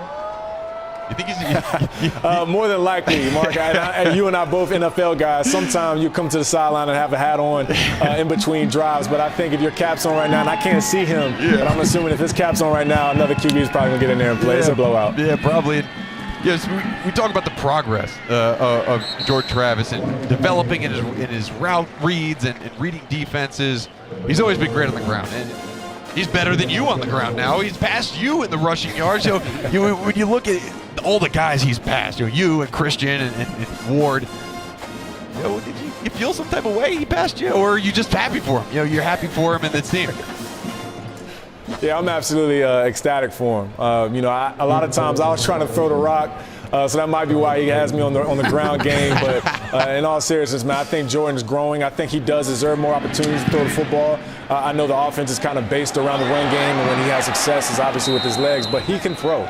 I think a lot of fans are still waiting for that to be shown. When I had a chance to go down to Tallahassee during the summer and watch them practice, his 7-on-7 was solid. Some of the team drills were solid as far as him throwing the football. So as the season continues to develop, I think as he continues to kind of lock in as a starting quarterback there, because there was kind of that back and forth with him and Milton, I think Coach Dillingham will start to give him more opportunities with the passing game. But you also got to remember you got the O-line to think about. You got some young receivers you're working with. But again, he's going to continue to develop into an all-around quarterback, not just one that can take off and run. EJ, appreciate it as always, man. Be careful with that crew back in studio. Dangerous lot in there, man. Will do, guys. Y'all take care. Ja'Shawn Corbin carrying on first down on this drive for the Noles. Chubba Purdy now in at quarterback is, to Mark's point, talking to EJ, the ball cap on, men. Jordan Travis's day is presumably over, so some work for Chubba Purdy, the freshman out of Queen Creek, Arizona. Played a little bit last year in the COVID year before he was injured. Really highly recruited guy, too. Number 6 dual threat quarterback coming out of high school. They were excited to get him. He got one start last year. Now he's getting some time in kind of that reserve position, and Norvell's trying to look for what he's going to have in the future. Give some live game reps for Chubba. And you saw he was Brock Purdy's brother. Ooh, that's Corbin. More yards added to his total as he picks up a first down. That offensive line really paving the way. And for more on that group, let's send it down to Jalen Johnson on the field. Yeah, guys, so you saw Darius Washington come off the field under his own power on the last time offense was on. Now, he's back, and that was something else that Coach Norvell talked to me about at halftime, how thin they are at the offensive line and how he has to check in every single drive to make sure that they can sustain and protect their quarterback. Yeah, thanks, Jalen. That's been a big point for this team. As a completion to Williamson, Darian Williamson, that's his first catch of the day. Moves the chains again. They're finally relatively healthy, Mark, on the offensive line. They've got 4 of their top 5 guys, and those 4 guys are as healthy as they've been all year, so they can't afford to have anybody else go out. Devontae Love-Taylor, the transfer from FIU, he's not available. He's hurt. So they really don't want anybody else to get hurt with this schedule coming up that they have. Give to Ward. Looks for a crease. Gets what he can. That's about 4 yards on first down before Josh Wallace brings him down. Yeah, and you're right about that offensive line. And interesting, talking to the coaches, that's what they said. They said they had 4 out of 5, but I haven't seen Dylan Gibbons, their starting left guard, this entire game. And then Darius Washington, number 76, who usually plays right tackle, he's playing left tackle right now. So again, another kind of mismatch puzzle for this Kenny Dillingham and this offensive coordinator to try to figure out how to best protect their guys. And a couple plays ago, really good throw by Chuba Purdy. The rest have been all handoffs. Like this one right here. That's Toafili, knocked out of bounds. First down. They just continue to get it done on the ground. Offensive line is going to be huge next week against Clemson, isn't it? Yeah, absolutely. And the signal to me that with Darius Washington back in this game right now, there's two things. First, they got no one else to put in there. If he's hobbled at all, they really don't have anyone else to fill in that tackle spot to protect the quarterback. But number two is the fact that, look, they really got to get these guys healthy. Everybody else, maybe they're resting Dylan Gibbons, understanding the situation of this game, getting ready for Clemson, but they're going to need all 5 versus that Clemson defensive front who knows how to get pressure and stop the run. Purdy to throw. Steps up in the pocket. McDonald, he'll score.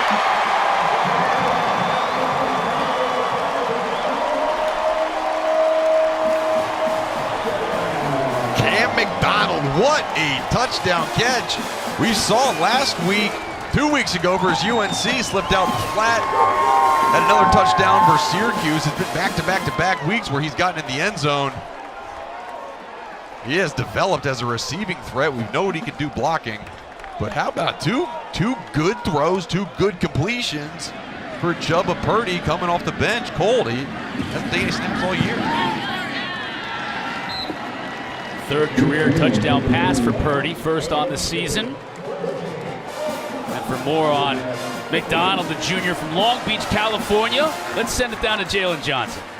Guys, Cam McDonald just for that touchdown, but over quarantine, he said he wanted to come out with something that was going to be really inspirational for him and help him. So over quarantine, he decided to become a 200-hour yoga certified teacher. So he goes on campus to Landis Green, and he teaches yoga class, and it's yin yoga. And I actually got a chance to go to that yoga class, and he said that he wants it because football is so high energy on his body, wants it to be low energy and wants it to be relaxing. So he opens up the class for students, and some of the players have taken it. And I asked Coach Norvell, I said, have you taken Cam's yoga class yet? And he's like, nah, I can't even imagine taking directions from Cam right now. Jalen, we saw you killing it on that yoga on the field out there. How was it? Was it difficult? I told him to start me off easy, all right? So I was out there I used to be a cheerleader, so I think I was doing pretty well for not having cheered since senior year of high school. You had the flexibility, you have the muscle tone to be able to get it done. Yeah. I know Mark does too. Mark is in very good shape. If I tried that, ball's down. There's a scramble for it at their 25. If you remember, the Noles fumbled the opening kickoff. Now they're looking to get UMass to return the favor, just waiting on the official signal, and it is a turnover.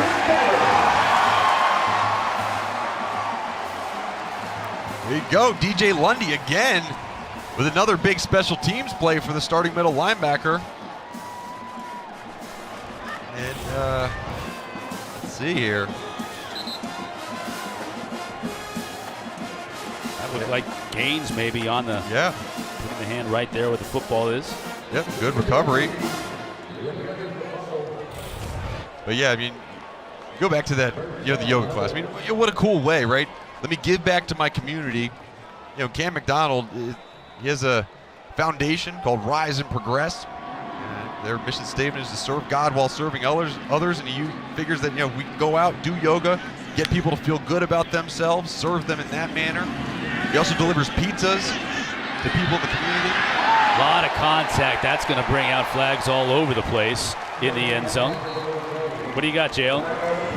Yeah, guys, so another reason that Cam does yoga is he said it's helped with his mental health. He's been trying to, since he was a sophomore, trying to help visualize and calm his mind during the week to take off any anxiety from the game. So he said sometimes even after yoga, he'll sit in his room and listen to just no lyric music, just instrumentals, and he'll try to visualize him making plays on Saturdays, and he says usually it works. So maybe he visualized that touchdown this week, guys. Yeah, I might not be flexible enough to do a lot of the yoga poses, but I could certainly use that easing of the mind kind of thing. Yeah. Take him up on some of that instruction. Exactly right. Yeah, it's funny. Jalen mentioned it. We talked to the coaches, and they said, yeah, I don't think I can take direction from him. It's kind of because he has that calming presence. He has that kind of yoga flow nature about him. And how about that? Toafili. Yeah. Here's another flow into the end zone for this Florida State running back crew. Yeah, it's just too much now. That ground game is just a locomotive that's unstoppable. Toafili, Ward, Corbin, Williams, they're all getting revved up. They're now at 349 yards on the ground in this game. And, that's with 5 guys touching the football on the ground, including Jordan Travis.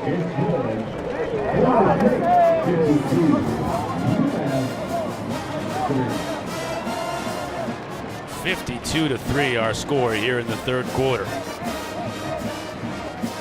And Norvell is going to be very happy with the way his team responded, right? But again, he's working not to win this game, but to improve the team and to help them play against that top competition. And the slow start, that's something that's going to be on the mind of Norvell as he goes back and watches this film and just tries to figure out how can I get my guys, whether it's calm down or get up, right? Sometimes the team comes out so fired up they just need to, maybe they need to take that Cam McDonald like yoga class. They need to just have a little bit of serenity about them when they take the field to have that faster start.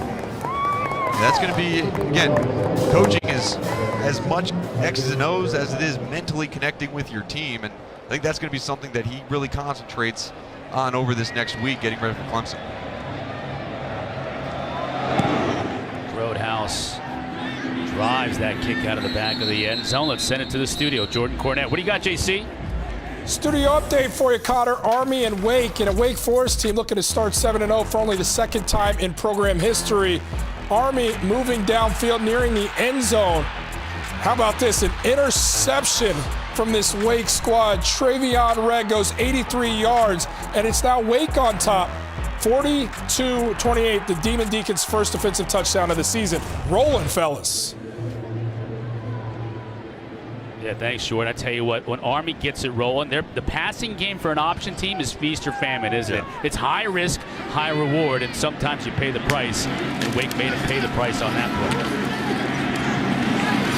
Wide scoops. Oh, that's a nice move right there. Slippery into the secondary. Helmets go flying. That'll be a first down for UMass. Mari Gaynor lost his helmet. Yeah. Got a player shaken up on the field, too. Yeah. For Wake Forest, that's not Gaynor. Let's see, that's Amarian Cooper. That's the freshman.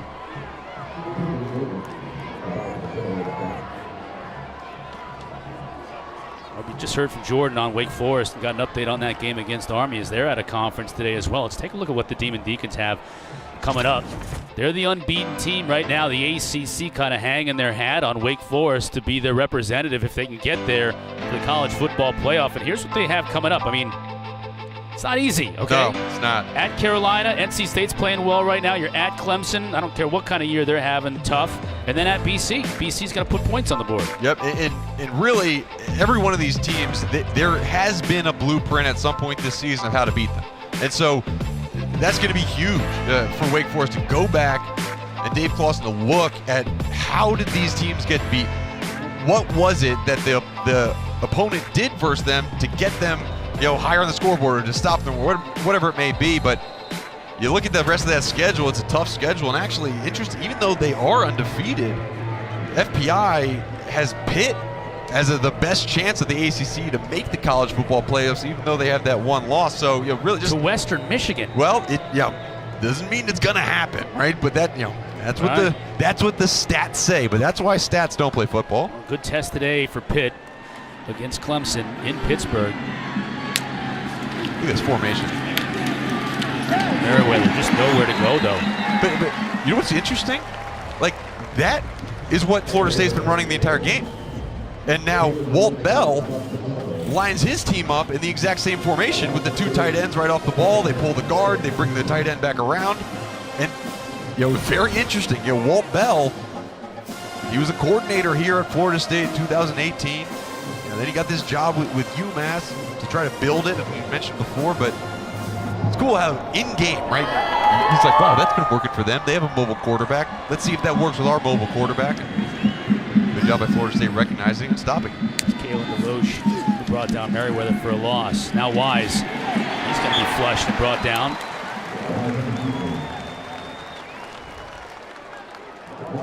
Marcus Cushney, an Alabama A&M transfer. 13 transfers are playing this season for this team. You mentioned a bunch of them earlier, Mark, and Cushney's another one. From here's a kid from Alabama A&M who obviously Florida State saw something in playing a lower level of competition that he could get it done here in the ACC. Yeah, for sure. He was first team all SWAC in 2020 and 2019. Consistent player, and you see the depth that they can bring in at the defensive line position. He's now playing that position that Jermaine Johnson usually plays on the right side of that defensive line. 3rd down and long for Wise. He'll throw and too high for his intended receiver. That was Eric Collins. Incomplete. UMass will be forced to punt at 4th and 14 in their own territory. Yeah, Zamir Wise off target on that one, but one of the things that Zamir Wise hasn't done is he hasn't turned the ball over. He hasn't put the ball in harm's way. And again, you started this program by talking about, hey, if you want to topple the giant, you got to win the turnover battle. That hasn't been the case for UMass, but you see Zamir Wise, he's a true freshman too. Out of Newark, we mentioned that, and come in as a running quarterback, but he can develop just as easily into a passer and give a multi-dimensional approach to this offense in the quarterback position. Georgopoulos has done a nice job punting today with these long rolling punts. UMass keeping Jordan Travis and company deep in their own territory. What do you think of his day so far? Yeah, it's been pretty good. I think that I expected him to have a little bit more success through the air, but with UMass dropping back in zone coverage a lot, that was one of his really big throws. He's 5 for 10 on the day for 123 yards through the air. No turnovers, which is huge, but his ability on the ground. UMass decided, look, we're not going to bring pressure. We're not going to rush the quarterback. We're going to drop 8 in coverage, and Jordan Travis just absolutely ran all over him today. Jordan Travis, our MVP of the game, brought to you by Sports Clips. Now it's Purdy's opportunity to see what he can do at quarterback for the Noles. This running game, they're going to continue to try and push it on the ground. There's Travis and Milton next to each other, having a word about the game, sharing a smile. Jalen, what's going on? And even though Jordan Travis's day is done on the field, he's been on the sideline being an extra coach. He was sitting down talking to some of his linemen, sitting down talking to some of the running backs. You could see them exchanging some little tips and tricks as they came off the field. So he is still very locked into this game, y'all, and as y'all said, still very close to the front of this sideline. Kai Douglas in the game now and running back for the Noles. Purdy throwing. That's nice. Parchment makes a move out to the outside. Little Dion stutter step appropriately here on this field. And Parchment gets it to midfield. That's another transfer, young man out of Kansas. Had 89 catches for over 1,000 yards and 9 career touchdowns in just 2 years at Kansas. Yeah, Parchment, they were really excited about him coming in. He's kind of a bigger speed guy. But at Kansas, really, all they did with him was just say, look, go run deep. Take the top off, and they hit him with some passes. So it's taken them a little while to learn the timing and learn the route tree that they have here at Florida State. On that last play, really good timing. Chubba Purdy has shown in this game, he's been accurate on the timing throws, and that slant route was a great example. Give it to Douglas. Right into the teeth of that defense. Nothing doing there. No gain.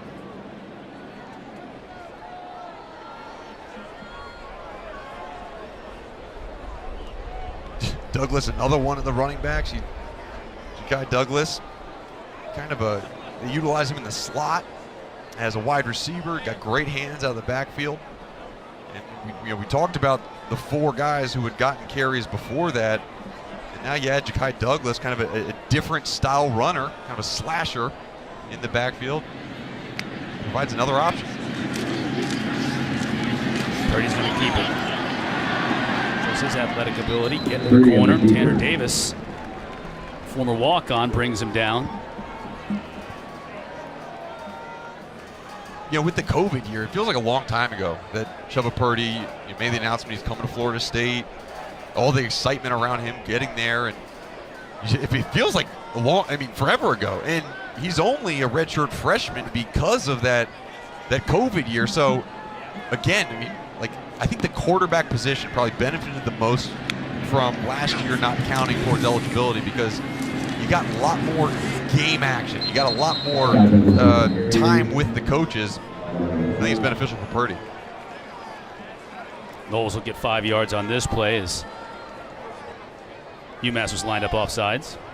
Offside, defense, number 42, lined up in the neutral zone. 5-yard penalty, first down. Billy Wooden guilty of the infraction. So young players for Florida State. Really, these two teams, you could make an argument that these were 2 of the youngest teams in FBS last year. Both of them extremely young, so both of them have a lot of young players that have a bright future ahead of them. Speaking of young, Walt Bell is the 5th youngest coach in FBS. So even the head coach is continuing the trend with youngsters on the team. Heading to the final stanza. All Knowles here in Tallahassee. SEC's Committee for Racial and Social Justice, in conjunction with its member institutions, have identified October 23rd through the 30th as ACC Unity Week. We are in the throes of it right now. Both these teams got together before the game and locked arms. That was a nice little gesture. Show their togetherness. And since then, it's been all Knowles running the football. Ja'Kai Douglas here, trying to keep that trend going. The yardage has been pretty remarkable. 355 yards on the ground. 5 different Knowles have scored touchdowns running the football to this point. Yeah, that'll work. When you try to draw up what you want this offense to look like, that's how you start it. And then you want to see the play-action pass come into play. Really, really effective versus UNC. We saw early in the game it was effective too. You got Ontario Wilson on a big throw. And so that's going to be the next step. How well can we get the play action start working for us, get the safeties and the cover 4 linebackers up in the run gaps where you can hit that backside play action. Douglas getting a healthy handful of work here in the 4th quarter. You mentioned Clemson next up for Florida State and kind of the goals of this team. Jalen talked about it earlier, how Keir Thomas talked about when they lost to Jack State, they all got together and said, let's just win out. Yep. Well, that didn't happen right away. They started 0-4. And at that point, I think the smart thing, the veteran players like Keir Thomas, along with head coach Mike Dorvell, said, let's forget about these grandiose plans. Let's try and go 1-0. Let's focus every week on getting better, and it seemed to have served them well. Purdy now has an open receiver. That's Parchment. Try to turn it back inside and goes out at the 6. Great play. I think great protection by the offensive line on the sprint out, and then good pass. Anytime you roll to your left and you're a righty quarterback, it's just hard to get your hips around to have an accurate pass. Good pass, good catch, and turned upfield. Now 1st and goal from the 5.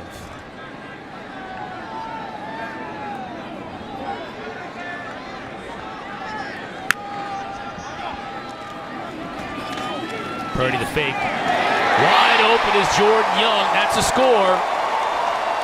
A lot of Seminoles getting in the scoring sheet today. And that's when we talk about the play-action pass, how it can complement. A little run fake, wide open in the back of the end zone. And just, you see Norvell talking to Purdy on the sideline. It's saying, calm down. It's interesting. You score a touchdown, right? Great play. However, Norvell right now, he's not coaching on the touchdown play. He's coaching on the future of his football team. And he wants things to be perfect. He wants the quarterbacks to understand why that worked rather than just it did work. Good drive by Purdy and good drive by that Florida State offense. Everyone getting involved on homecoming. Young with the score. All Knowles.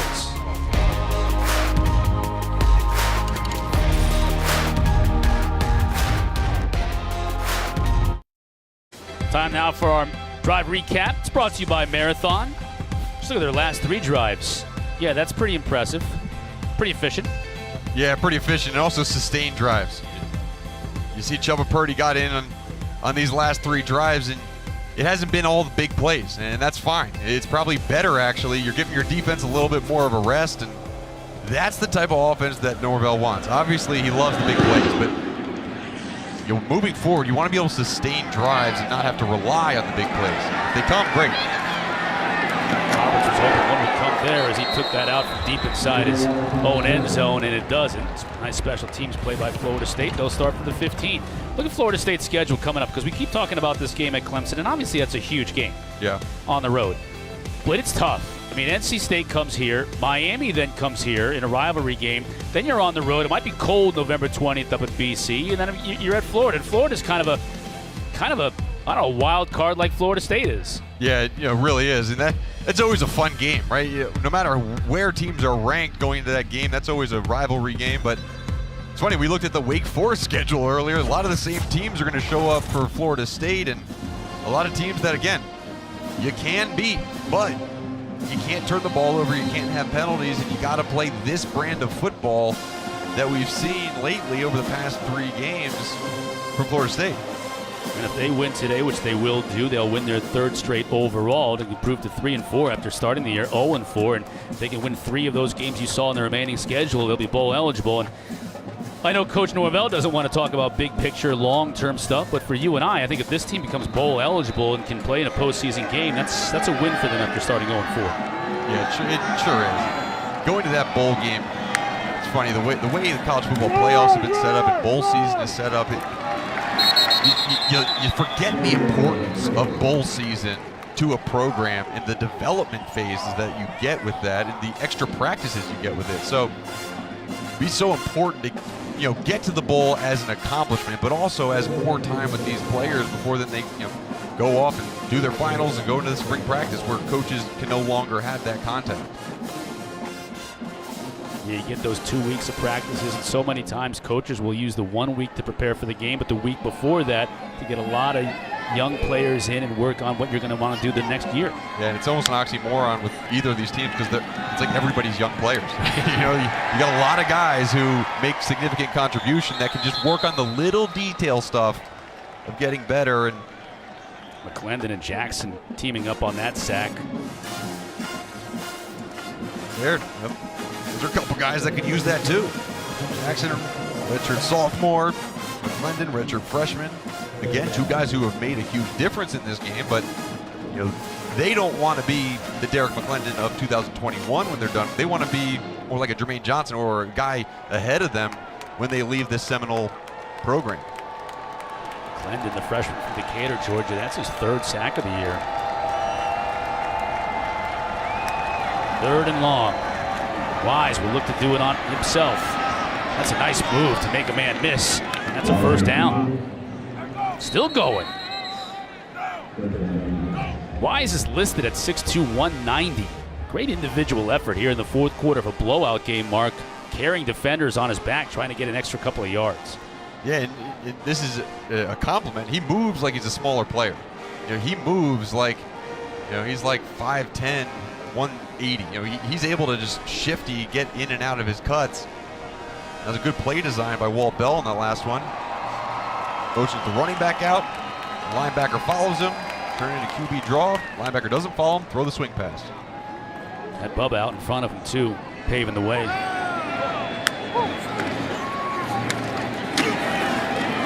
Merriweather crashes into that defense, gets 3 yards. Bubba Tomlinson, let's not forget how good of a player he was. Bubba Tomlinson didn't just come from a small town, Beaver, Ohio, and just come out of nowhere. Went to junior college at Iowa Western and had offers from Iowa State, UCF, coming out of JC, decided to come to UMass. Now he's a starting center. Tell you what, he got a lot of people come to Beaver, Ohio. Kind of doubled their per capita. Well, I mean, when the recruiters are in town. If I could get there, you got to stop at Emma's Frosty Cream and Pizza. Yep. Every small town in Ohio has a ice cream burger place that everybody goes to Friday nights after the game. Look at Wise. Still on his feet. And gets out of bounds at the 45. All those yards, and he avoids taking a hit. With Zamar Wise in the game in this second half, it's been the most productive this offense has been. Brady Olson, again, he's got a lot of potential.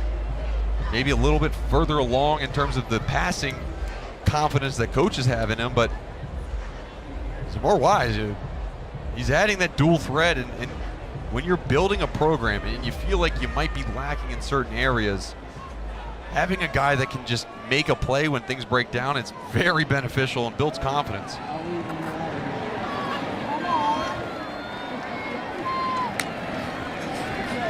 Low snap from Wise. No chance on this one. Pocket just collapsed on him. Cushney was there on the sack along with several others.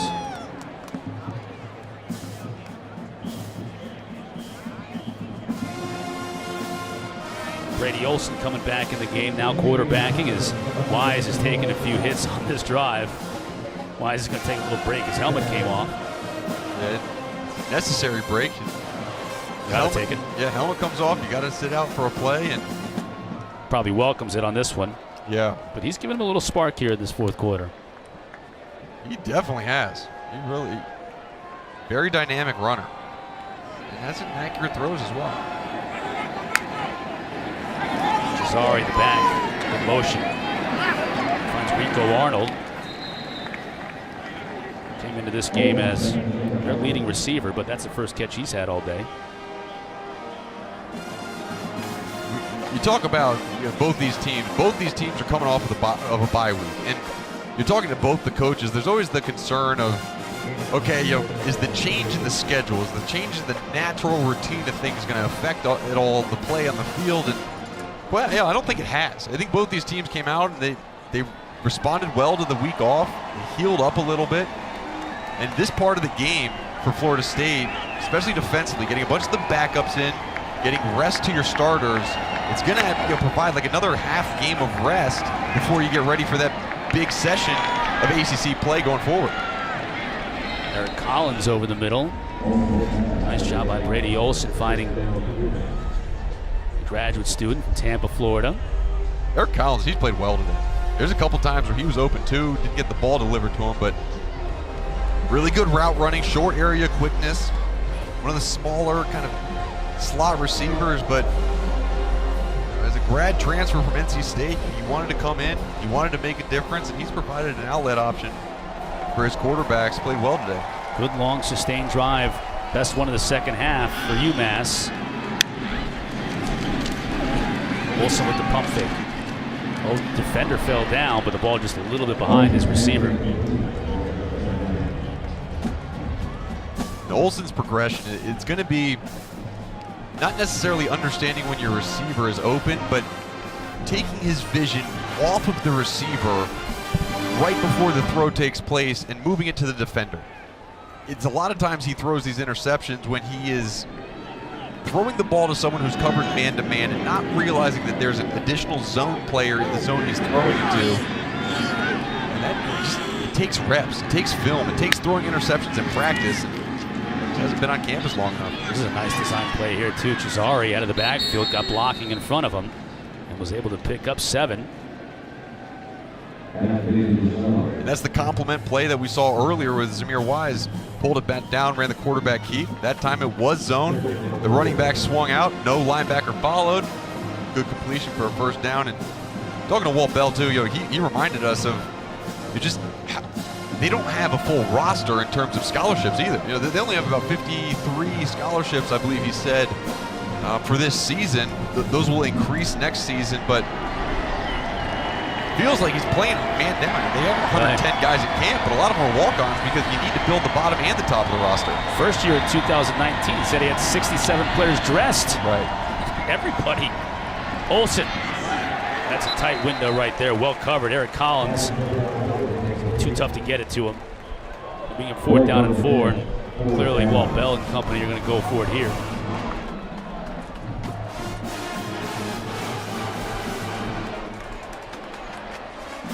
And I like what Adam Fuller, defensive coordinator of Florida State's doing right now. You got your backups in. Let's play some man-to-man. Let's see how well they can cover in game situation, man-to-man, and then he'll sprinkle in zone every now and then, but he wants to put pressure on the coverage aspect. He's probably not going to bring an extra guy in a blitz pressure. How can my DBs pass off these routes? 4th down for Olsen. It dropped. You put the broadcaster kibosh on Collins. It's a great game to this point. That would have been a 1st down, and Collins couldn't bring it in. So the Noles take over, up 59-3 here at home. ACC Network Football is presented by the Eat Fresh Refresh at Subway. Homecoming activities this weekend. Seminole Nation represented, handing out the homecoming chief and princess their crowns. Brooke Doring and Paxton Rhodes, the homecoming chief and princess. We saw one of those competitors in our hotel this morning. One of the beautiful young ladies in those dresses. Yeah, one of the princesses. Looked like a princess. Great day for them. Tate Rodemaker now in a quarterback for Florida State. Give to DJ Williams. Give him 7 yards.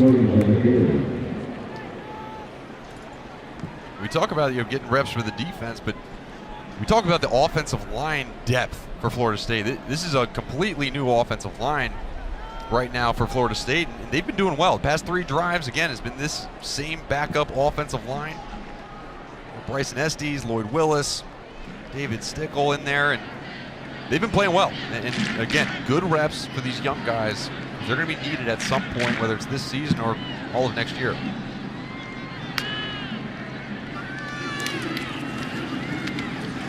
Williams. Nowhere to go, falls forward, picks up maybe a yard. It'll bring up 3rd down.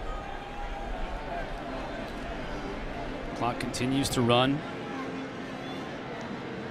2 more games on the ACC network still to come today. And then we've got Clemson and Pitt on ESPN next too.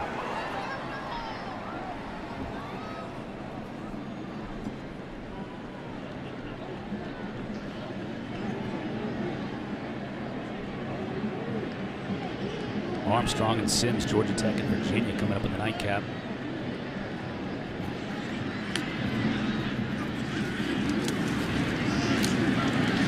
Ty Douglas close to that 1st down marker. Looks like he's going to be a little bit shy. It'll bring up 4th down. I did see Alex Mastromano earlier when we were talking to E.J. Manuel back in the studio. That's the only time they've punted all game. I know. You look at Jordan Travis. He's right there. He's talking to Chubba Purdy. He's walking him through the different things. And this is a change. This is a change in the overall feel of what Florida State football is. Over the past couple of years, honestly, I really before Norvell, a little disappointed with when they would get either up in games or down in games. The starters would all be on the bench. They would have their heads down or heads up or whatever. All of the starters for this Florida State team, they are all standing up. They are all watching the younger players play. They're invested in the formation and the development of this program, not just the game itself. So, I think it's a refreshing thing for a fan to see, and it's something that you might not always see on TV copy at home. Great to see here. Nice defensive stand by the Minutemen on that possession. They'll take over when we come back. UMass taking over here after the 4th down stop. Let's take a look at the ACC resumes of the 4 teams really that are vying for potential ACC championship and the ensuing playoff berth that may or may not come along with that championship. Yeah, and you look, I think maybe the surprise is Pitt. The FBI has them ranked at number 7, Clemson at number 10, and obviously Clemson had the start of the demise for them was that NC State game where NC State played well, and Oh, look at this. This is a Great great effort. play. Great effort by O.C. Johnson. We do have a flag on the play. Helmets go flying. Johnson's fired up. We may have. And an eligible receiver downfield. Offense number 12. It's covered up. 5-yard penalty. First down. That's again one of those things when you got a young team. Yeah, when you do the multiple formations, you got to make sure you know who's on the line of scrimmage and who's not on the line of scrimmage. There's just too many guys, quite honestly, on the line of scrimmage, and I think it was the top of the screen where 13 and the wide receiver towards the top were both on. Yeah, they said 12, but that was Olsen, the quarterback. I think they meant 13 to your point. First and 15 now. And you know, you think about, we talked about Pitt. Say Pitt wins the ACC championship. They have one loss, and that loss is to Western Michigan. I know the playoff committee wants to reward champions, but you got two teams from the SEC with one loss. You got a team maybe that didn't win the Big Ten with one loss. Yeah, I just find it hard that loss to Western Michigan is going to, even though it was early in the year, is going to be ignored. Well, let's put it this way. They have the highest percentage chance of going to the playoffs, but it's still at like 19%. It's not a good percent chance. And they need to be really impressive. Yes. You know, because then they need to put all the naysayers in the rearview mirror. Well, Kenny Pickett needs to have a Heisman day. And that, whether that's versus Clemson or whether it's versus something, he needs to have that Heisman moment to, you know, turn some people's heads and say, okay. False start. Offense number 29. UMass is going backwards here. Penalty. And Mark, to your point too, there are a lot of places outside of the SEC that aren't impressing. I mean, Correct. even today, Oklahoma was trailing Kansas 10-0 at the half. Are Correct. you kidding me? Right. Yeah. But are you kidding me? That's a good phrase to describe that situation. And man, it's been I think a wild season of football. And you see some of the teams that traditionally are powerhouses not be as good, and I think some of that has to do with the fact that you're having a lot more sixth-year players playing against some of the true freshmen on some of those powerhouse teams, where, you know, teams that don't necessarily put as many guys in the NFL draft are having guys stick around to play more continuous football, i.e. Pittsburgh. I mean, Kenny Pickett's back again. He's been there forever. It's his sixth year. In a normal year, he'd been gone. Defense number 32.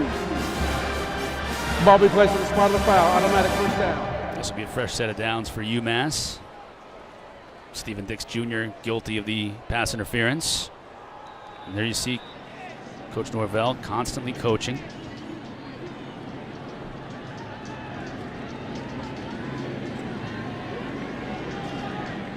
How apropos this year, right? The catchphrase "every game counts." Like, you know, that's something that, you know, we thought, okay, maybe every game will count. Well, this year has proven that, right? Like, every game counts so much, because for the first time in a long time in college football, you think, man, you know, there's very few times where you look at a match and be like, there's no shot that this team can win. Just because there's been more balance, and especially in the ACC. That's what's been so fun about the ACC, to watch these games, because there is so much balance in competition. But it was also one of the reasons why no one has pulled ahead as the clear front runner, and it doesn't make the league look as good on a national level. Well, Michigan was having a hard time with Northwestern earlier in the day. They've since pulled away. Jamar Wise back in the game. Fake to Cesare. Wise will look to dump it off to his tight end. Nice job defensively coming up to drop Josiah Johnson. That looked like number 28 on the play. And we talk about games going on around the country in the ACC. Right now, Wake Forest, the last unbeaten team in the ACC, is up 56-49 against Army. That's a crazy. How about that? Kalen Brooks was the one who made the stop on that last play. There's no foul on the play. I love that picture right there. I love it. That's Odell Haggins on the left, the longest tenured assistant coach at any program. Talking to TJ Davis.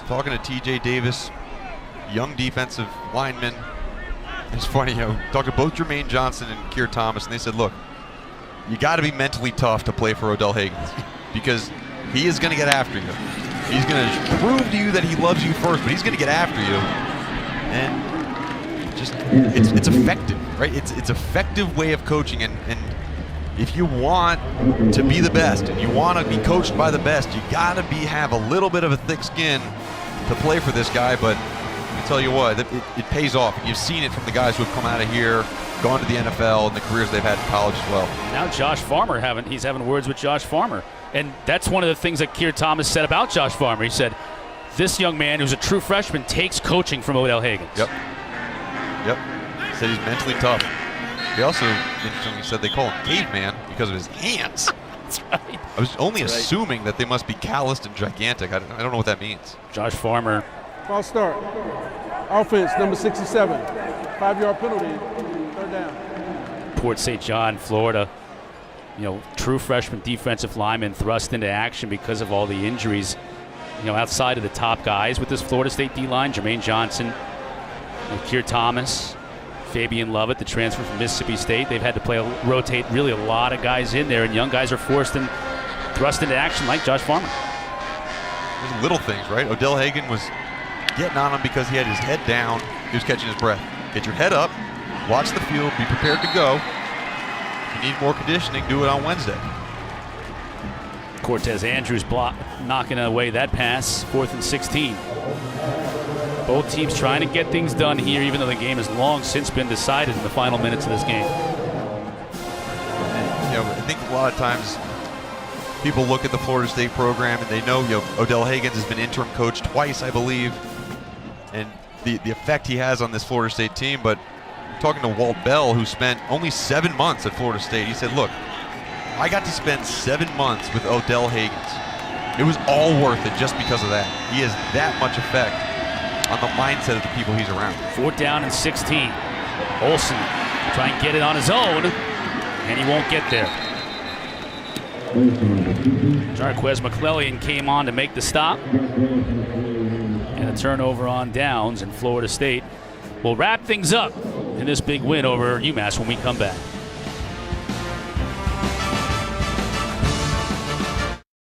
ACC Network football presented by Subway, 59-3 our score here. Final minute of this contest on homecoming. Big day offensively for Mike Norvell and his troops. 59 points, 369 rushing yards, 590 total yards. All program highs in the Mike Norvell era as Tate Rodemaker takes a knee. Seconds count down on this one, Mark, and now they start to look forward to what is really a ramping up in schedule in the ACC, and it starts at Clemson next week. Yeah, it starts at Clemson next week, and they're going to have a tough road ahead, but they're going to feel good, right? They feel good about what they have done in terms of their preparation for teams. I've been impressed with the way the offense has come out each week. There's been a different wrinkle. There's been something else that they've featured, and all those different points of emphasis that have happened week in and week out, that'll help the development of this team moving forward and prepare them for whatever they face from these tougher opponents going forward. Matt Williamson, Sean Salisbury, good job, guys, up here in our booth. Mary Queen of Scots on camera. Jimmy Page over there shredding his axe. Nice job, guys. Our whole crew here making it work on homecoming. Our final score, Florida State 59. UMass 3. Lots of ACC football still to come here on the ACC Network.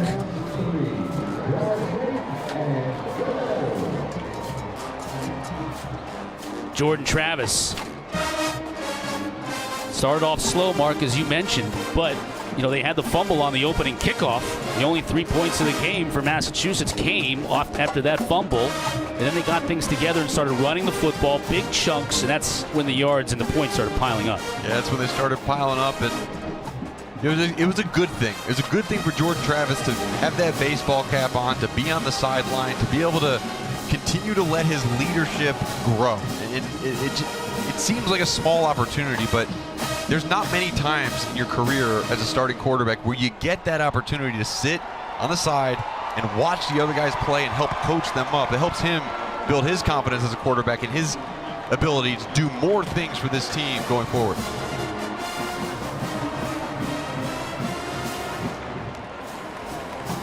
alumni present today and on homecoming. That dude remembers when Fred Biletnikoff was wearing the garnet and gold. Jalen Johnson standing by in the field. Jordan, congratulations on the win today. Short day for you, so you got to see some of your other QBs come in. What did you see from the young guys? My guys making plays. I was so happy when they made those plays. I mean, I told Chubba I was more excited on his touchdown than my touchdown. So happy for him. He's been through a lot. He's worked really hard. Really happy for Tate. He got in there too. And on the sideline, you were being another coach. What are you saying to those guys? I saw you with the wide receivers. I saw you with the offensive line. What are you telling them and giving them tips about? Just tell them I love them. I appreciate them because I can't do anything without them. The Shine, a lot of people like to say good job to me, but I can't do anything without my teammates, and I'm just very thankful for them. And you do get a lot of congratulations because you are breaking records and all the things we talked about earlier this week, and you've been doing it with your legs. Are you feeling a little bit more comfortable with your arm now as well? I'm very confident right now. I can't be any more confident than I am. My offensive line's blocking really hard up front. I feel like I have all day. Receivers are making plays. So I can't do anything, once again, without my guys, and I'm very thankful. Guys got a big road test coming up next week. What is this week of preparation going to look like for Clemson? Same thing as every other week. Just come in and work hard. Just keep a positive mindset, just going in and staying calm. Just another football game. It's all about us. We just got to play our game, and yes, ma'am. The 1-0 mindset. Yes, ma'am. All right. Congratulations. Thank you very much. Appreciate you. Thank you, Jalen. Jordan, appreciate it. Once again, our final score, Florida State 59, UMass 3. Coming up next, more college football. Boston College taking on Clemson. For Jalen Johnson, Mark Hertzlick, and our entire crew, I'm Chris Cotter. So long from Tallahassee.